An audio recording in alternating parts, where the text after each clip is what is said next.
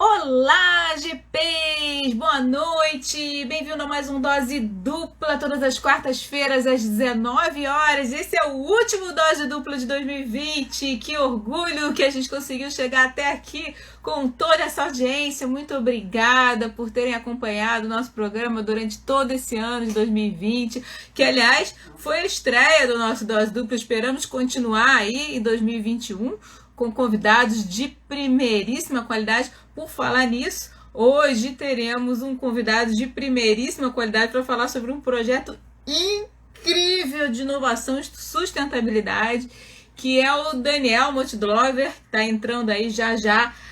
Eita, já tem gente entrando aqui na nossa live. Bem-vindo, José. Que vai falar sobre o projeto IVE da Embraer X, né? É um projeto extremamente inovador, extremamente agressivo. Olha, meu pai também está aí, veio nos prestigiar mais uma vez. Estamos aguardando nosso convidado. Bem-vindo, Thiago. Bem-vindo, galera. A galera já está entrando, esperando só o Daniel. Opa! Daniel entrou, vamos chamar ele aqui. Já estava fugindo, né, Daniel? Não vai fugir, não. Hoje você tem muita coisa para contar para gente. Entra, Daniel. Bem-vindo, meu marido, Ricardo, Catarina, Vivian, estamos aguardando, Daniel. Deixa eu ver se ele recebeu aqui o convite.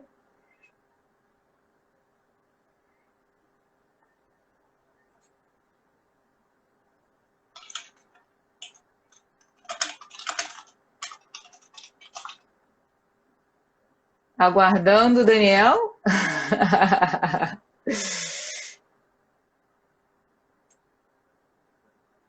Espera aí.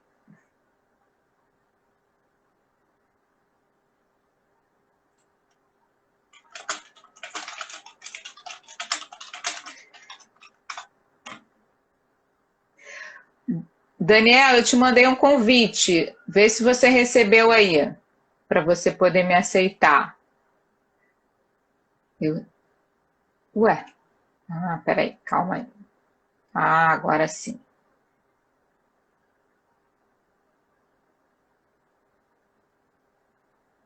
Gi, estamos aqui de novo. Bem-vindo, pai. Isso, no Insta.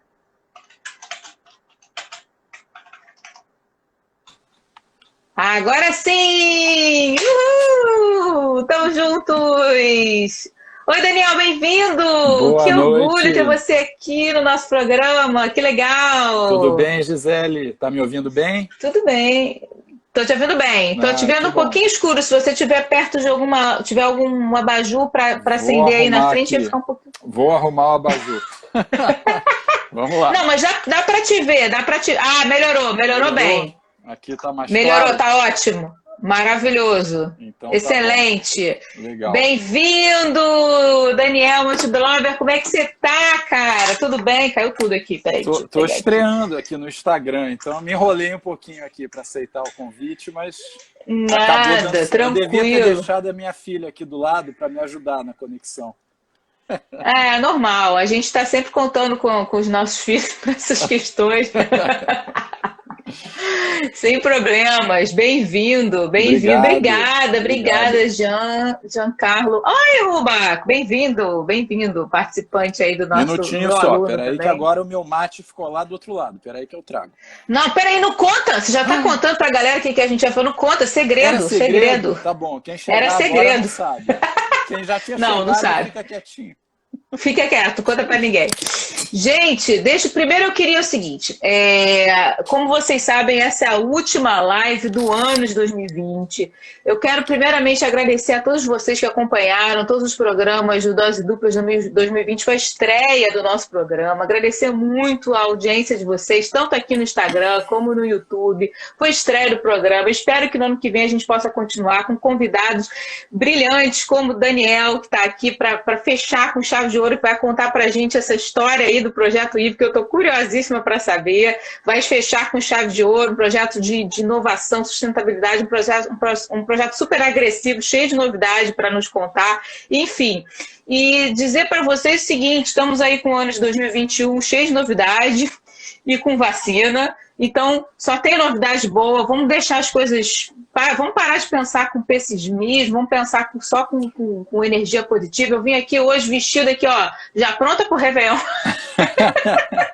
Vamos já botei roupa de Réveillon. Em 2020, certo? Gente, problema a gente vai ter sempre, galera. Não tem jeito, assim, a gente tá aí enfrentando essa semana. Eu sou fanzaça do Roupa Nova, cara. Essa semana a gente perdeu o Paulinho, aí eu postei, pô, perdemos o Paulinho, eu sou fanzaça. O que a gente vai fazer? Não tem jeito, um dia após o outro, vamos tentando. Boa noite, Carlos, bem-vindo. E vamos tentando superar aí cada dia. E eu postei hoje um negócio que eu acho que é muito bacana, até do Snoopy, né, dos personagens do Snoopy, uma personagem dizendo para outra, você seja feliz hoje, né, porque a gente não sabe se vai ter amanhã para ser feliz, então seja hoje, né, carpe diem.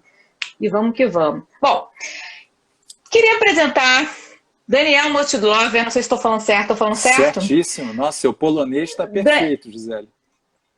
Pois é. Na verdade, vamos lá, vamos esclarecer essa história, porque meu pai está aqui na live, meu marido está aqui na live, alguns amigos meus pessoais estão aqui na live. E os meus amigos todos, né, que me conhecem já há muitos anos, sabem que a minha melhor amiga, sua xará, Daniela Motidlover, né? Minha prima. Que me corrigia todas as vezes que eu falava o nome dela diferentemente disso, né? Me exigia que eu falasse o nome dessa forma. Inclusive o nome dela, acho que é só a única pessoa na face da Terra, fora a família dela, que sabe soletrar MOCZIJDLOWER, nessa velocidade, com certeza só eu, né? E que eu descobri que é diferente do teu, porque é parte da tua família que escreve diferente e tal. Então eu lembro que te conheci, talvez, provavelmente, pequenininho, na casa dela, enquanto a gente se esbarrava nas festinhas infantis. Mas deixa eu explicar isso para a galera que está assistindo. Daniela é minha melhor amiga de infância. Daniela mora há 20 anos, se eu não muito me engano, em Portugal. Ela é CFO lá da Chrysler, né? E, enfim, uma grande amiga. Vai assistir a nossa live gravada, porque eu já fofoquei para ela que a gente ia fazer essa live. E a xará do Daniel. E aí a gente veio se encontrar depois de tantos anos nessa vida aí, como nessa área de gestão de projetos. Mas eu tô falando isso tudo para desconstruir aí essa história, porque eu acho que o grande barato aí do Dose Dupla é justamente a gente poder falar com pessoas e trazer histórias interessantes, mas de uma forma descontraída. Senão fica aquela live muito técnica, muito chata e fica muito sem graça, não gosto. Daniel, já falei pra caramba, mas depois de muitos anos eu vim te encontrar no fundão, né? Porque eu sou engenheira, estudei na UFRJ, mas você também é engenheiro, estudou na UFRJ. O UFRJ. E a gente foi... Eu me lembro de ter ido lá visitar o SEMPES e você estagiava lá, se eu não muito me engano, né? Lá no fundão. Isso aí. Então, se apresenta, por favor, conta pra galera quem é Daniel Motidlover, do seu jeito.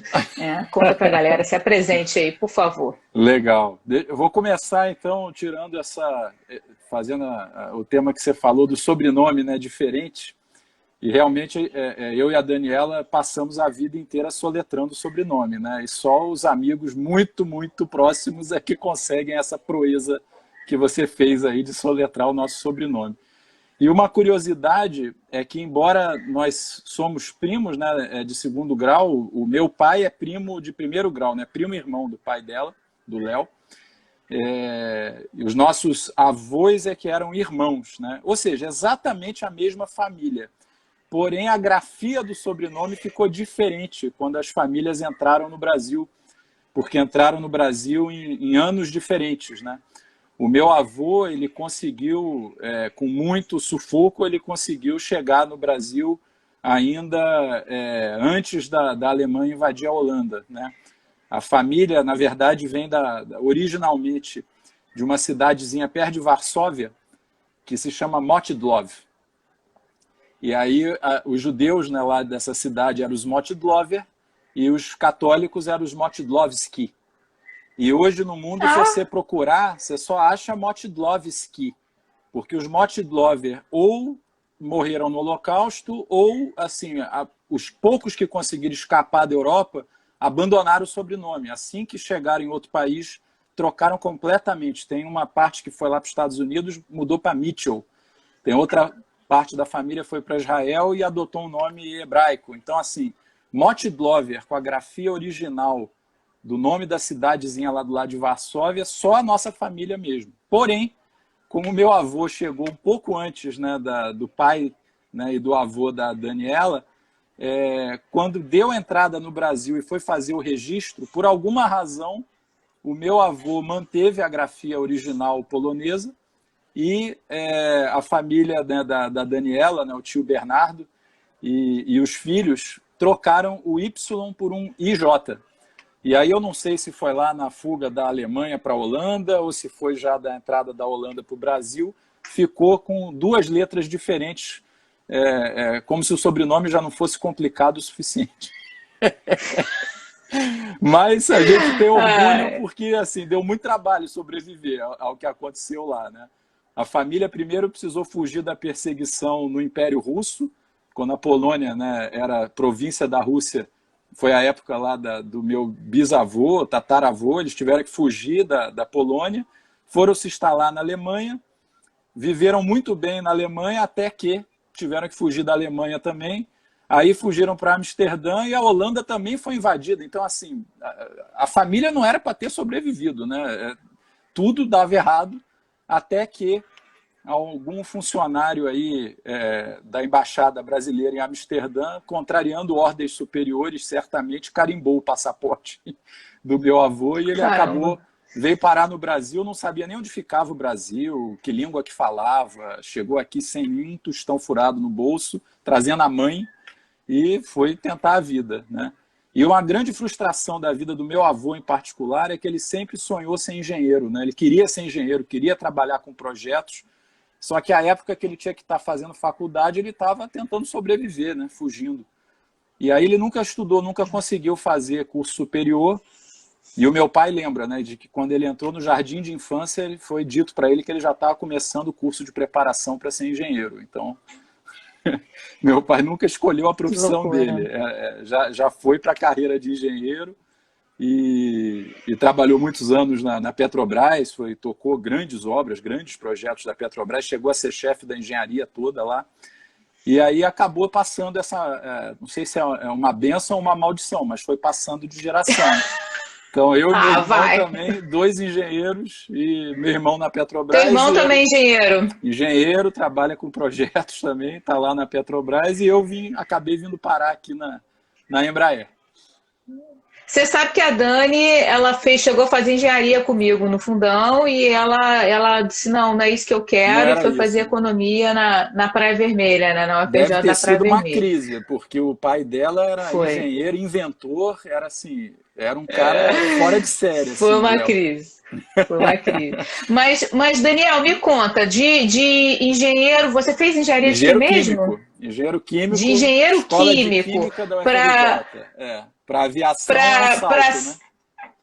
Para CEO da Embraer, não, e da Embraer X, né? Porque você está agora no Innovation aí, né? E também está como presidente do Conselho Consultivo do PMI Rio, né? Exato, tem alguns anos. Conta um pouco para a galera como é que foi essa tua trajetória aí, né? Não, foi bem diferente, assim, e talvez o elo, né, que conecta a minha carreira toda é inovação e tecnologia, que são áreas que eu sempre fui apaixonado e sempre trabalhei muito, né, ligado a isso. Então, como você falou, né, a gente encontrou lá do Sempre, que eu fiz estágio, fui trainee na Petrobras, na ESSO, e acabei, na verdade, bem no comecinho da carreira, eu saí da ESSO, que era, na época, a maior empresa do mundo em valor de mercado, para vir trabalhar numa startup que tinha menos de, 15 funcionários, mas era uma galera ali de amigos de faculdade, né, da UFRJ, do IME, e que trabalhava numa empresa que cada projeto era equivalente a uma tese de mestrado ou de doutorado, né? Não por coincidência, o centro de pesquisa da Petrobras era o grande cliente, e a gente fazia trabalhos para outras empresas também, Vale, Braskem.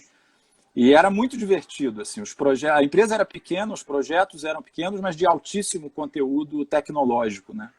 E era o que tinha para o momento, né? Era a década de 90 ainda, período de crise, de recessão, então quase todos os meus colegas de turma de engenharia ou iam para o mercado financeiro ou largavam o curso antes do Exatamente. final, assim.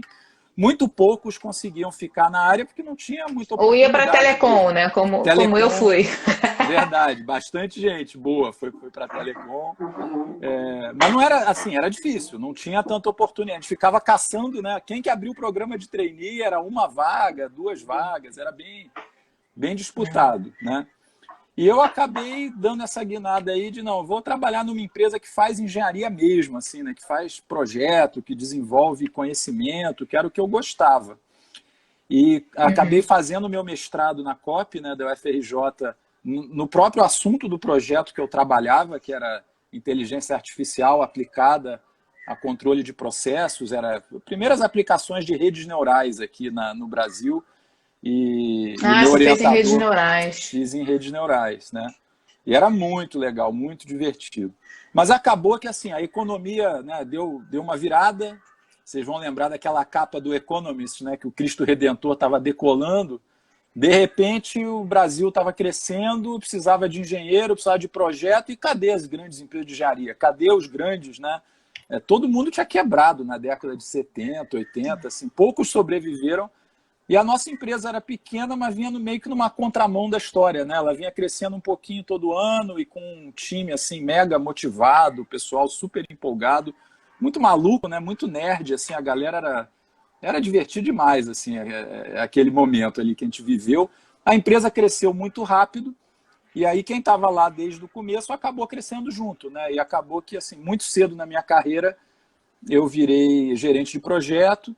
Fui o primeiro certificado PMP da empresa e fui o único que fez a besteira de dizer para todo mundo o Que dia que ano? eu ia Que fazer a ano? Que prova. ano? Que Olha, ano, deve ter Daniel? sido ano... Ou foi comecinho dos anos 2000, alguma coisa assim. A Petrobras acho que nem colocava ainda como exigência das concorrências, né, que tivesse o certificado. Então, assim, Ó, Rafael tá botando chá. O que que foi, Rafael? então a gente foi Entendi. lá e eu me lembro que eu avisei a galera toda, né? Puxa, vou fazer a prova do PMI aí para tirar o meu PMP. Eu fui o último que fez isso, né? Depois toda a galera só dizia quando já tinha passado, né? Ninguém. Eu botei a pressão em mim mesmo, porque no dia seguinte todo mundo queria saber, né? Mas passei de primeira, deu certo. E fui o primeiro PMP da empresa. E fui crescendo na Legal. carreira aí como gerente de projeto, a gente foi tocando projetos cada vez maiores. A empresa acabou sendo comprada pela Siemens, né? Então eu tinha tomado a decisão de sair da empresa grande para pequena, não adiantou nada, a empresa grande veio e engoliu a gente. E aí passei a aprender gestão de projetos, né, com a Siemens também, que é uma excelente escola, né? Foi muito legal. E estava nessa vida de grandes megaprojetos de óleo e gás, de petroquímica, mineração, papel e celulose. O legal de trabalhar em empresa de projetos e tecnologia é que você atende Que clientes em você vai. várias indústrias. Você roda bastante, né? E Era muito bacana. Acabou eles saírem da empresa, venderam, né, a participação toda para a Siemens virou 1%. Aí a Siemens me convidou para assumir a presidência. Nessa época, foi da época que eu entrei no conselho consultivo do PMI Rio, porque a gente tinha ganhado o prêmio de melhor projeto do Brasil, o Barcauí estava na banca, foi muito legal. A gente ganhou o prêmio da revista Mundo PM.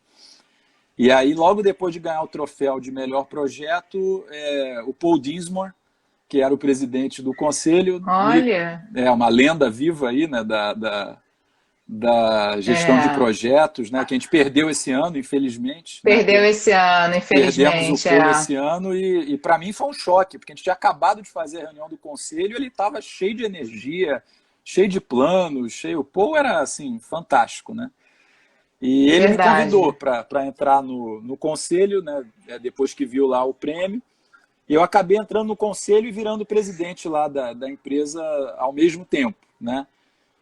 Deve ter sido lá 2010, por aí. E aí foi uma pancada, porque eu virei presidente dessa empresa no momento que os projetos começaram a secar, né? Que aí acabou, o Cristo Redentor estava subindo, o Cristo Redentor perdeu o controle e a capa seguinte da Economist ele estava Foi ele descendo. descendo. E aí, Paraquedas. exatamente, eu tive que gerenciar a empresa num momento dificílimo, né, da economia, e aí compatibilizar a expectativa do acionista, do funcionário, do cliente, do mercado. Mas, assim, foi um aprendizado. Rafael está falando que estava nessa banca. Não sei que banca que é essa. Rafael, banca dos banca gênios do livro. Do prêmio lá da revista Mundo PM e da FGV. Foi o prêmio de melhor projeto do Brasil. Se eu não me engano, foi 2009, 2008, foi essa época.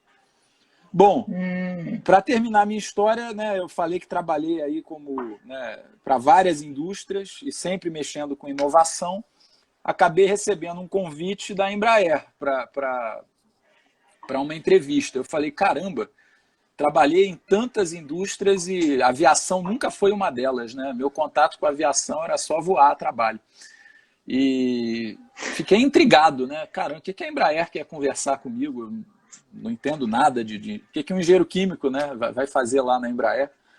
E aí me contaram a história. A Embraer estava querendo criar uma startup dentro da holding para desenvolver negócios em outras indústrias. Era uma iniciativa estratégica de diversificação, levando tecnologia aeronáutica e de defesa, mas adaptando para aplicar em outros mercados.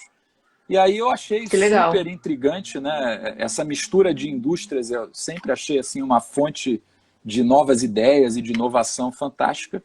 E a Embraer também é uma empresa que eu acho que, assim, se você é engenheiro, né, e é brasileiro, não tem como não admirar a companhia. E aí me encantei pelo convite e aceitei, né? Comecei a trabalhar na Embraer lá nos idos de 2013 e de lá para cá aconteceu de tudo, né? É um mercado muito dinâmico, então eu toquei essa startup por alguns anos, depois ela foi incorporada por uma subsidiária, eu passei a ser conselheiro dessa subsidiária, assumi a área de tecnologia da Embraer inteira, e aí era a mesma, fiquei responsável por desenvolver todas as parcerias e cooperações tecnológicas no Brasil e no mundo, com ITA, USP, Santa Catarina, Senai Cimatec Salvador, MIT, Stanford, Universidade da Holanda, Instituto Superior Técnico em Portugal, assim, era um desafio muito bonito assim, de imaginar o que vai ser a aviação de daqui a 15, 20 anos, né? Eu dizia assim, tomara que eu nunca seja promovido, porque eu tenho o cargo mais lindo da Embraer, minhas preces não foram ouvidas. Aí eu ainda virei chefe da engenharia inteira da Embraer, cheguei a ter 5.000 engenheiros respondendo para mim, com todos os megaprojetos dos grandes aviões da Embraer, né, na minha responsabilidade, os projetos da aviação comercial, aviação executiva, aviação militar, e assim, um sonho, né, para quem já foi gerente de projeto e quem mantém o seu PMP ativo, que é o meu caso, é um sonho, porque ali nosso caso.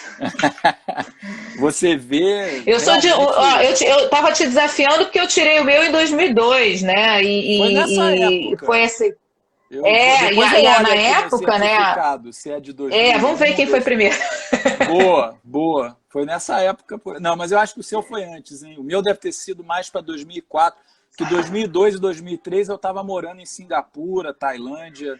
Quando eu voltei da Ásia... só isso, coisa básica. Foi quando eu fiz o PMP. Eu acho que foi isso. Depois eu confirmo. Mas aí...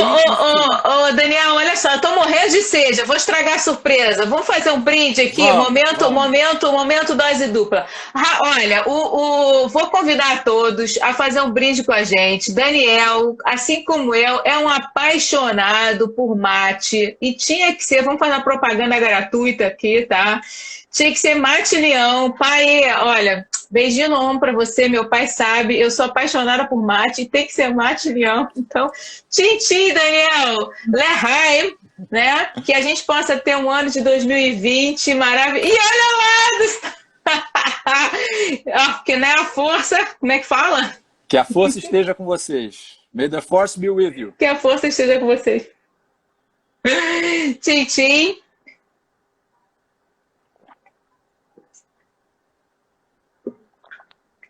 Esse é o famoso momento, né, Nossa, tá uma delícia, meu mate geladinho, porque isso aqui é Geladinho. mate-leão, Daniel, mas é aquele caseiro que você faz em casa, sabe? Ah, legal.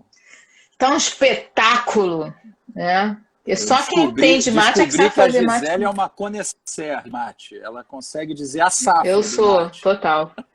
Eu sei a safra do mate. Eu, quando fui para a Embraer, acabei virando, né, um carioca exportado, virei joseense. E o que eu mais sentia falta lá era o mate, né? Tinha Ice Tea, não é a mesma coisa. Agora, o Não é, mate não. leão, esse sim. Agora, felizmente, já chegou lá, já está mais fácil de encontrar.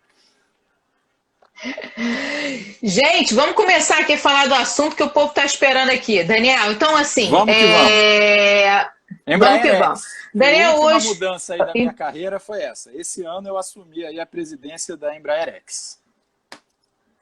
Pois é. Então, já que você chegou nesse assunto aí da Embraer. Ih, tá difícil de falar. Embraer X. Falei? Falei. Falou bem. Eu queria saber o seguinte: a Embraer X, ela surgiu agora, né? Ela é recente, ela é agora Tem de 4 outubro, anos. né, de 2020. A Embraer X, Ah, não, não. desculpe, A a Embraer IVE X, que é ela... agora de outubro. A IVE é que é novinha, recém-nascida. A IVE é o primeiro Tá, então faz spin-off assim. da Embraer X. Tá, então conta um pouquinho pra gente a história da Embraer X, o que é a Embraer X, como é que ela surgiu, explica pra gente entender, porque a Embraer todo mundo conhece, é uma empresa É que isso tem, aí. obviamente, um quê né, todo mundo tem, todo engenheiro, todo gerente de projeto tem aí, obviamente, não vou dizer uma palavra mais forte, mas tem assim, uma vontade muito grande de trabalhar dentro da Embraer. Mas vamos falar da Embraer X. Como é que surgiu a Embraer? Conta um pouquinho dessa história, Cleilton. Conto sim, Gisele. Então, tem mais ou menos uns 4 anos, né? A gente, quando estava fazendo aí os estudos estratégicos, né, na companhia, ficou claro, né, para nós que o mundo estava acelerando certas tecnologias, né, que a gente chama de tecnologias exponenciais, de uma tal maneira, e tecnologias como eletrificação, conectividade, inteligência artificial, sistemas autônomos, eram tecnologias que estavam transformando várias indústrias ao mesmo tempo. Não era uma tendência da indústria de aviação ou da indústria de defesa. Era uma coisa que estava nascendo, às vezes, na indústria de software, outra nascendo na automotiva, só que essas tendências começavam a derrubar todas as certezas, né, que todo mundo tinha.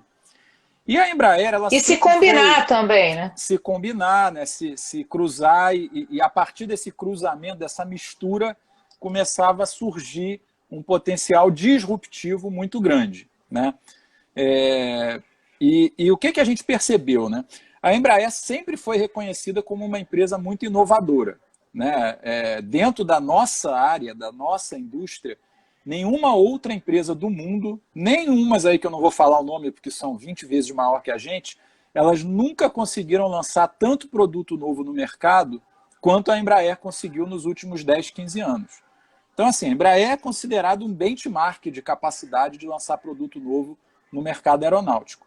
Só que o mercado aeronáutico é um mercado que, por razões até óbvias, né, de segurança, né, de compromisso com a segurança do passageiro, segurança de todas as operações, tem um processo de certificar novos produtos, certificar novas tecnologias, que é um processo muito longo.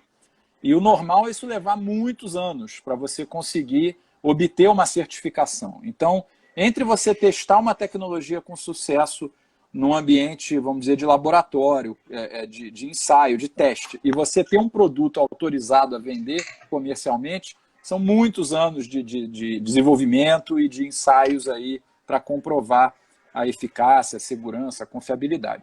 Então, a gente estava habituado a se mover num ritmo, né, em que a gente estava sempre tomando decisões importantes, olhando muitos anos à frente. De uma hora para outra, a gente viu que esse cenário podia mudar e que empresas vindas de outros mercados, né, ou até startups, poderiam desafiar esse conceito e, de alguma maneira, trazer soluções para o mercado numa velocidade totalmente diferente, né, e executando projetos e gerenciando projetos de uma maneira também diferente. E aí o que a gente pensou? Puxa vida, a gente pode ficar aqui fazendo o nosso, né, business as usual da melhor maneira possível, esperando que alguém venha e cause uma disrupção. Ou nós mesmos podemos tentar ser os disruptores do nosso próprio mercado. E foi por isso que a gente criou a Embraer X, né? A gente foi lá para o Vale do Silício, ficou muito tempo imerso ali conversando com empresas de investimento, com venture capital, com empresas startup, unicórnios, com outras empresas grandes que estavam investindo ali no Vale do Silício, e aquilo mexeu muito com a nossa forma de enxergar o que podia vir a ser o nosso mercado. A gente criou, então, a Embraer X, né? Estabeleceu um outpost lá na Califórnia, lá a gente chama de Bay Area, né? Lá perto de São Francisco, no Vale do Silício, outro lá em Boston. Vocês têm um... Temos um outpost lá, temos outro em Boston, para ficar próximo também do MIT. Contratamos pessoas lá também, né? A gente tem a sede da Embraer nos Estados Unidos, fica lá na Flórida, né? A gente tem uma operação industrial muito grande na Flórida. Não sei se todo mundo sabe disso, mas todos os nossos jatos executivos são montados na Flórida e entregues para os clientes lá na cidade de Melbourne. Fica 1 hora de carro de Orlando. Lá do Kennedy Space Center, a gente chama ali na Space Coast, né? Ele é muito legal, estive ali, é muito legal. É muito legal. Sabia que era montado lá, não? É montado lá. A gente tem 2.000 funcionários nos Estados Unidos, né? Toda a montagem final de aviões executivos nossos fica lá. A aviação comercial é aqui no Brasil, né? Mas, enfim, então a gente criou esse ecossistema americano, vamos dizer, para a Embraer X, né? E começamos a conversar e buscar oportunidades e parcerias. Por acaso, uma das primeiras é o tal do serendipity, né? Você encontrar algo que você não estava necessariamente procurando. A gente esbarrou com a Uber. E a Uber tinha acabado de lançar, na época, uma iniciativa chamada Uber Elevate, que era o conceito de um táxi aéreo, né? Que fosse ajudar as pessoas a se movimentar dentro de grandes cidades com muito trânsito. Peraí, você já está contando coisa de... Peraí, calma aí. Primeiro eu queria... Não, já está contando tudo assim. Calma. Antes de falar da Uber. Passo atrás. Tem um conceito que eu li, que o pessoal chama que UAM, né? UAM, né? Urban Air Mobility. É isso aí. O que é esse negócio de mobilidade aérea urbana? Quer dizer, eu até postei essa semana um videozinho da abertura dos Jetsons. Porque só vem à minha cabeça os Jetsons indo para o trabalho, tipo assim, o cara sai assim, sai da varanda de casa, assim, sabe? Eu ficava olhando assim para a varanda de casa, deve sair uma cápsula, assim, o cara sai, bluft, eu vou deixar minha filha na escola, assim, bluft, eu vou pousar ali no aeroporto. Explica essa história, entendeu? Porque realmente é tão surreal. Então vamos lá, com calma, para depois a gente chegar na Uber, mas vamos lá. Vamos lá. Parece surreal, mas não é não, né? A ideia é justamente na convergência dessas tecnologias de eletrificação, de autonomia, né, de conectividade, você viabilizar uma maneira das pessoas se movimentarem na terceira dimensão, né? Porque o problema das grandes cidades é que você só tem 2 dimensões. Então, todo mundo se espreme pelas mesmas vias que já não dão conta da velocidade não é nem crescimento, né? Nem quase 2 dimensões, porque, na verdade, você tem uma certa dificuldade, inclusive, de se movimentar de lado, né? Porque até por conta do tipo de veículo que a gente usa, que é um veículo um pouco limitado. Exato. Mas isso já é uma outra discussão. Mas vamos em frente. Como São Paulo, como Los Angeles, né? Como Tóquio, é uma loucura você conseguir se deslocar, né? E aí veio esse conceito, né? A primeira coisa que pode vir à mente das pessoas para ter uma conexão com o mundo de hoje é helicóptero, né?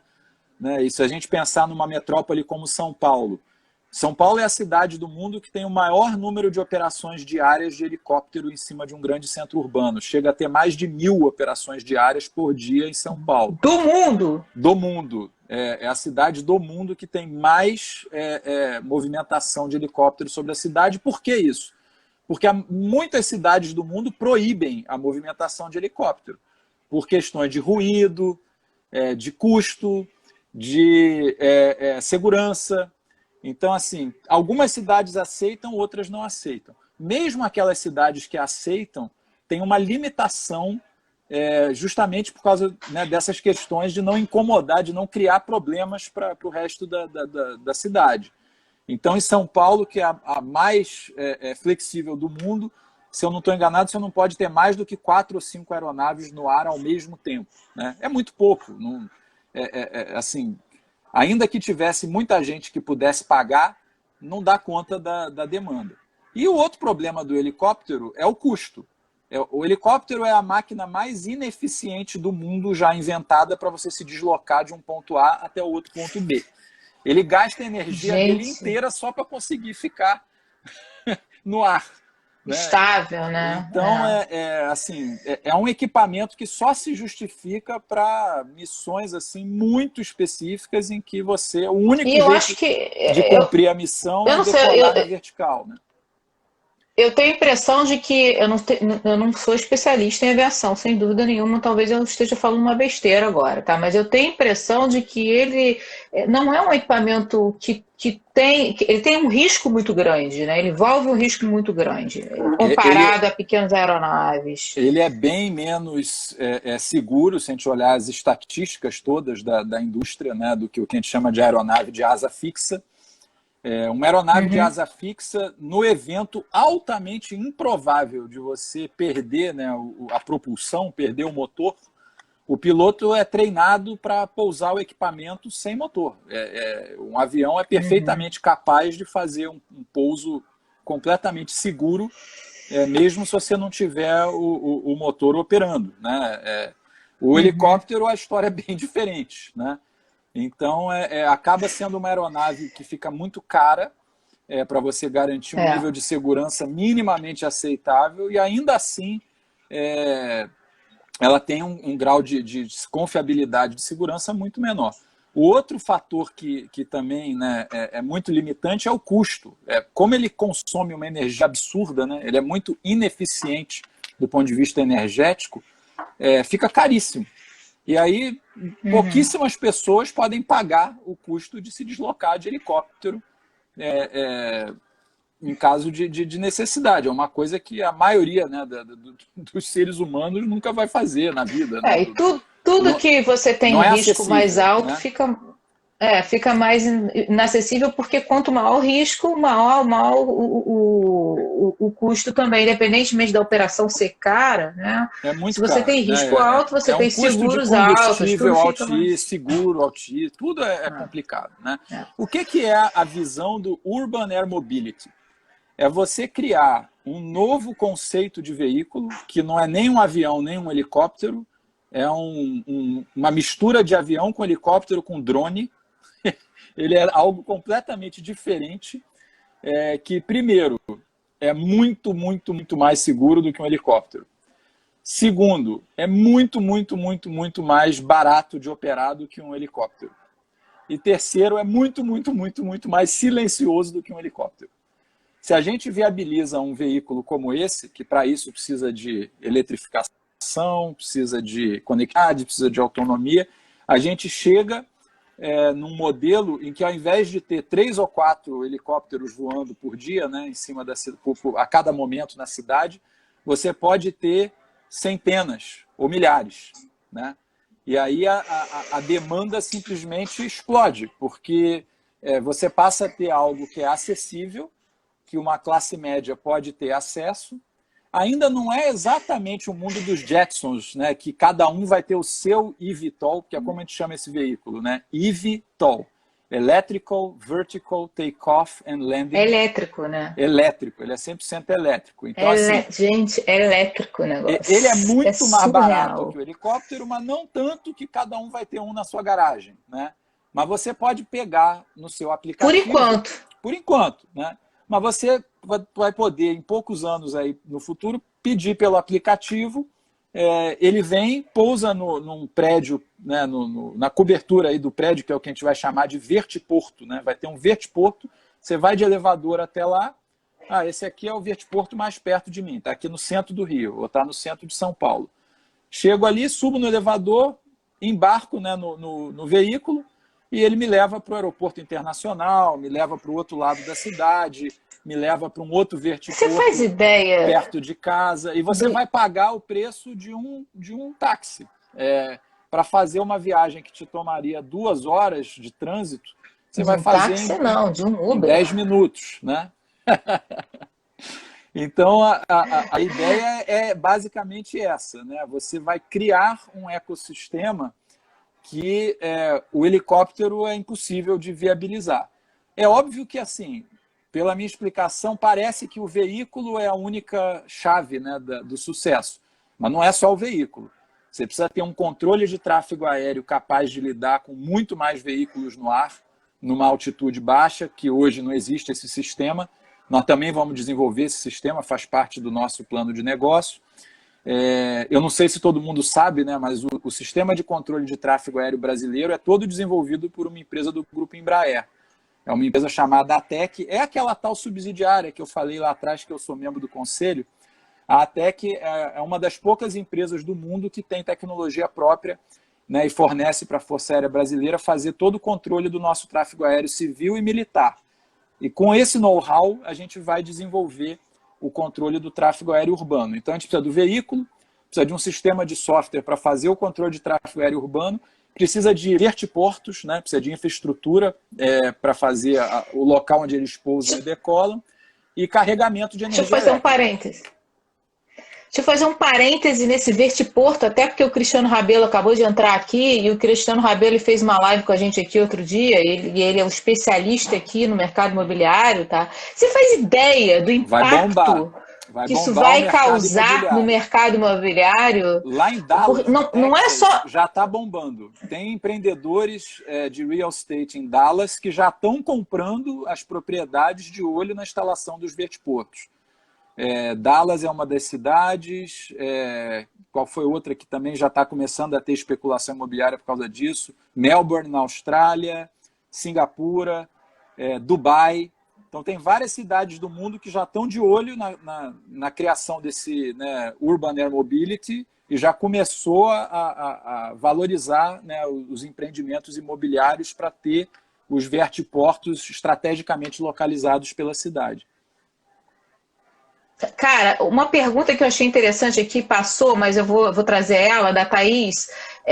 Em que estágio de desenvolvimento que estão essas aeronaves? E assim, depois eu quero fazer outras perguntas. Eu só queria te fazer uma pergunta, Daniel, porque assim, a gente não está nem no início das perguntas que a gente tem para fazer para você. E a gente já gastou aí 40 minutos da tua live. Você se incomoda se por acaso o Instagram cortar a gente voltar novamente para uma segunda rodada? Porque uma hora o Instagram corta e a gente volta, tem problema? Volta. Se a galera topar, eu topo. A galera topa, galera. Bota um sim aí, porque eu topo. Eu tô cheia de perguntas aqui. Mas vamos lá. Daniel, primeira coisa, em que estágio de evolução que está a aeronave, que foi a pergunta da Thaís, e eu queria te perguntar sobre essas questões aí dos vertiportos, sobre essas questões aí a galera tá todo mundo botando assim. Você está fazendo sucesso, hein, cara? Se fosse você, eu partia para esse negócio de live e tal. Como é? Ih, gente, me fugiu. A questão do próprio abastecimento elétrico, que eu não sei qual é a autonomia desses veículos e como é que seria esse abastecimento, em que locais, qual é a periculosidade. Enfim, né? Se esses veículos vão ser tripulados ou se eles são autônomos, no sentido de que vai ter alguém, né? Legal. Para depois que a gente falar disso, a gente falar sobre a parceria do Uber Elevate, que eu te interrompi, porque isso é muito show. Mas vamos lá, primeiro arrumar essas perguntas. Vamos lá. Então, o veículo está sendo desenvolvido por várias empresas do mundo, tá? Nós não somos a única, não. A gente lançou uma empresa chamada IVE, mais tarde eu falo mais um pouquinho dela, só para criar, né, esse mercado e estar desenvolvendo esse veículo. Tem um monte de outras empresas no mundo desenvolvendo protótipos também, né? Muitas são startups, muitas são empresas que não têm nenhuma experiência aí no ramo aeronáutico, mas estão tentando, né? Algumas já estão até voando, já estão fazendo demonstrações em ambiente controlado, Então, assim, é coisa para daqui a alguns anos, pessoal.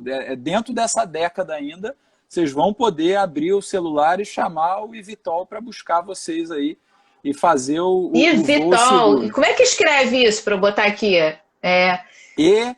Ó, já paulistei, né? Se você é carioca, EVTOL. EVTOL, assim? eVTOL. Electric Vertical Takeoff and Landing. Então, o eVTOL, e daí que vem o nome da empresa, né, que a gente lançou, a IVE, é como se fosse o apelido carinhoso do eVTOL. Então, o eVTOL tem muitas empresas no mundo desenvolvendo, né, mas poucas são aquelas que têm o know-how, né, têm o expertise de como certificar um veículo aéreo para transporte de passageiro. É totalmente diferente você voar um protótipo para fazer uma demonstração de tecnologia e você obter uma autorização do governo, né, dos Estados Unidos ou do Brasil ou da União Europeia para poder voar aquele veículo transportando pessoas e passando em cima da cabeça de outras pessoas. Você conta nos dedos da mão quantas empresas no mundo sabem fazer isso, a Embraer é uma delas, né? Então, assim, a gente não foi a que começou primeiro, mas a gente está confiante que nós vamos ser um dos primeiros a certificar esse veículo. E como eu falei, em questão de mais alguns anos, né? O nosso projeto está indo super bem, a gente já voou vários protótipos, né, em escala e estamos prestes a voar o primeiro protótipo escala real. Né? Escala 1:1 é grande, o bicho é grande, ele vai transportar 4 passageiros e um piloto, para responder a outra pergunta que você fez. A entrada em operação, né, a gente prevê que vai ainda precisar de piloto, porque as autoridades ainda precisam de muito mais tempo, de muito mais dados para ganhar confiança na tecnologia de autonomia, até que eles autorizem a gente a fazer o voo sem piloto. Mas a gente já está projetando o veículo para estar todo preparado, todo cheio de sensores, né, e de inteligência, para assim que a gente tiver dados suficientes da operação para comprovar que sem piloto ele é mais seguro ainda, aí a gente vai poder levar 5 ou 6 passageiros a bordo sem o piloto, né? E aí o voo sai, né, decola, viagem cruzeiro, pousa sem piloto. Você falou de autonomia também, né, de bateria e tal. Isso é uma das coisas mais legais da estratégia, né? A tecnologia de bateria deixa eu fazer uma... Isso que eu ia te perguntar, porque essa tecnologia de bateria, a gente sabe, né, para quem é dessa área, que pelo menos, eu trabalhei anos na área de telecomunicações, e a gente sabe que, infelizmente, muita coisa se desenvolve em muitas áreas, mas, infelizmente, a parte de bateria é uma das áreas que a gente tem mais dificuldade de avançar, né? Inclusive em termos de tamanho. Tem uma corrida do ouro acontecendo no mundo inteiro. A quantidade de capital de risco entrando em empresas que estão desenvolvendo tecnologia disruptiva para baterias é inacreditável, né? Tem grandes players e também empresas menores, universidades, todo mundo buscando o santo graal, que é uma bateria, né, que consiga carregar mais energia no menor peso possível, né, com a menor complexidade possível, com o menor tempo de recarga possível e com a maior vida útil, porque a bateria também tem essa questão de que ela só funciona, né, num número de ciclos e depois você precisa reprocessar, reaproveitar de alguma maneira. Mas a tecnologia está avançando, né? Quando você investe tanta energia no assunto, ele avança. Tá aí a vacina do Covid, né, que não me deixa mentir. Nunca se colocou tanto cérebro brilhante para vencer um desafio. Opa, você está aí ainda? Ah, legal. Então, a bateria vai avançar, a gente não tem dúvida que vai ter um breakthrough em algum momento e essa tecnologia vai dar um salto. Mas a coisa mais legal do plano do eVTOL é que ele não depende de um breakthrough de bateria. Com uma bateria muito parecida com as que já existem hoje, a gente já consegue fazer o eVTOL voar. Por quê? Porque a missão do eVTOL é muito curta. É uma missão de 10, 15, 20 minutos. Então ele vai fazer vários voos curtos por dia, ao invés de um único voo muito longo, né? Então você consegue, voa, decola, pousa, aí você recarrega, não precisa nem recarregar totalmente a bateria, mas você já consegue fazer o próximo voo, e aí você vai recarregando um pouquinho a cada pouso, enquanto o passageiro desembarca, passageiro embarca, você está dando uma recarga ali na bateria, Então ele vai conseguir cumprir essas missões muito curtas, né? O que é excelente para o mundo da aviação sustentável, porque a gente vai começar a transformar a aviação numa indústria de zero impacto de emissão de carbono pelas missões curtas. E conforme a tecnologia de bateria for avançando, eu vou poder cada vez mais levar esse mesmo know-how para aeronaves que vão fazer missões de maior duração, de maior distância. E aí começa pelo eVTOL, o próximo passo vai ser um veículo que liga São Paulo a São José dos Campos, ou São José ao Rio. Com zero impacto de carbono. Zero emissões. Zero. Principalmente num país que nem o Brasil, cuja matriz energética é uma das mais limpas do mundo, que é quase tudo renovável. Hidrelétrica, eólica, solar, né? Porque não adianta nada você ter um veículo 100% elétrico e toda a geração de energia do seu país é queimando carvão. Então, assim, o mundo Gente, olha só, deixa eu falar uma coisa aqui. Vocês fazem ideia do que vocês estão escutando aqui nessa live? Eu quero que agora cada um pare aqui e enfie o dedo nessa porcaria desse aviãozinho aqui, manda essa porcaria dessa live aqui para pelo menos umas 20 pessoas, porque não é possível que vocês não... Assim, sem dúvida nenhuma, a gente está falando de um dos maiores projetos que a gente vai ouvir nas próximas décadas. É uma revolução. Isso vai mudar a forma com que a gente vive. O que a gente está fazendo não é aviação. Agora... É igual à época de Santos Dumont. Você está criando algo completamente novo que vai mudar a maneira como você pensa a mobilidade, como você pensa as grandes cidades. Né? Como você pensa a vida das pessoas. Exatamente. Como você pensa a vida das pessoas. Porque antigamente você não pensaria nunca em ter uma empresa que tivesse, vamos dizer assim, uma sede num país e uma filial em outro país, se você não tivesse, por exemplo, uma aviação pudesse fazer. Né? Era muito difícil você pensar em dois países diferentes. Né? Agora você, né? Você falou assim, peraí, eu tenho lá... Eu monto lá na Flórida, eu tenho um pezinho lá no Vale do Silício, eu tenho outro pezinho, sei lá onde, não sei o quê, e você tá lá em São José. Então, assim, na boa, no céu é o limite, né? Então, assim, galera, na boa, a gente... Isso é o futuro. Isso porque a gente não está nem falando de... Para energia limpa, energia renovável, a gente está olhando para um futuro em que esse custo de energia vai tender a cair até chegar perto de zero. Essa é a grande diferença da energia renovável para a energia fóssil, né? Eu estava lendo um artigo hoje mesmo sobre isso, né, que um colega passou. A energia fóssil ela tem uma tendência inflacionária, ela sempre vai tender a ter uma pressão de aumento de custo ao longo do tempo. A energia renovável é deflacionária.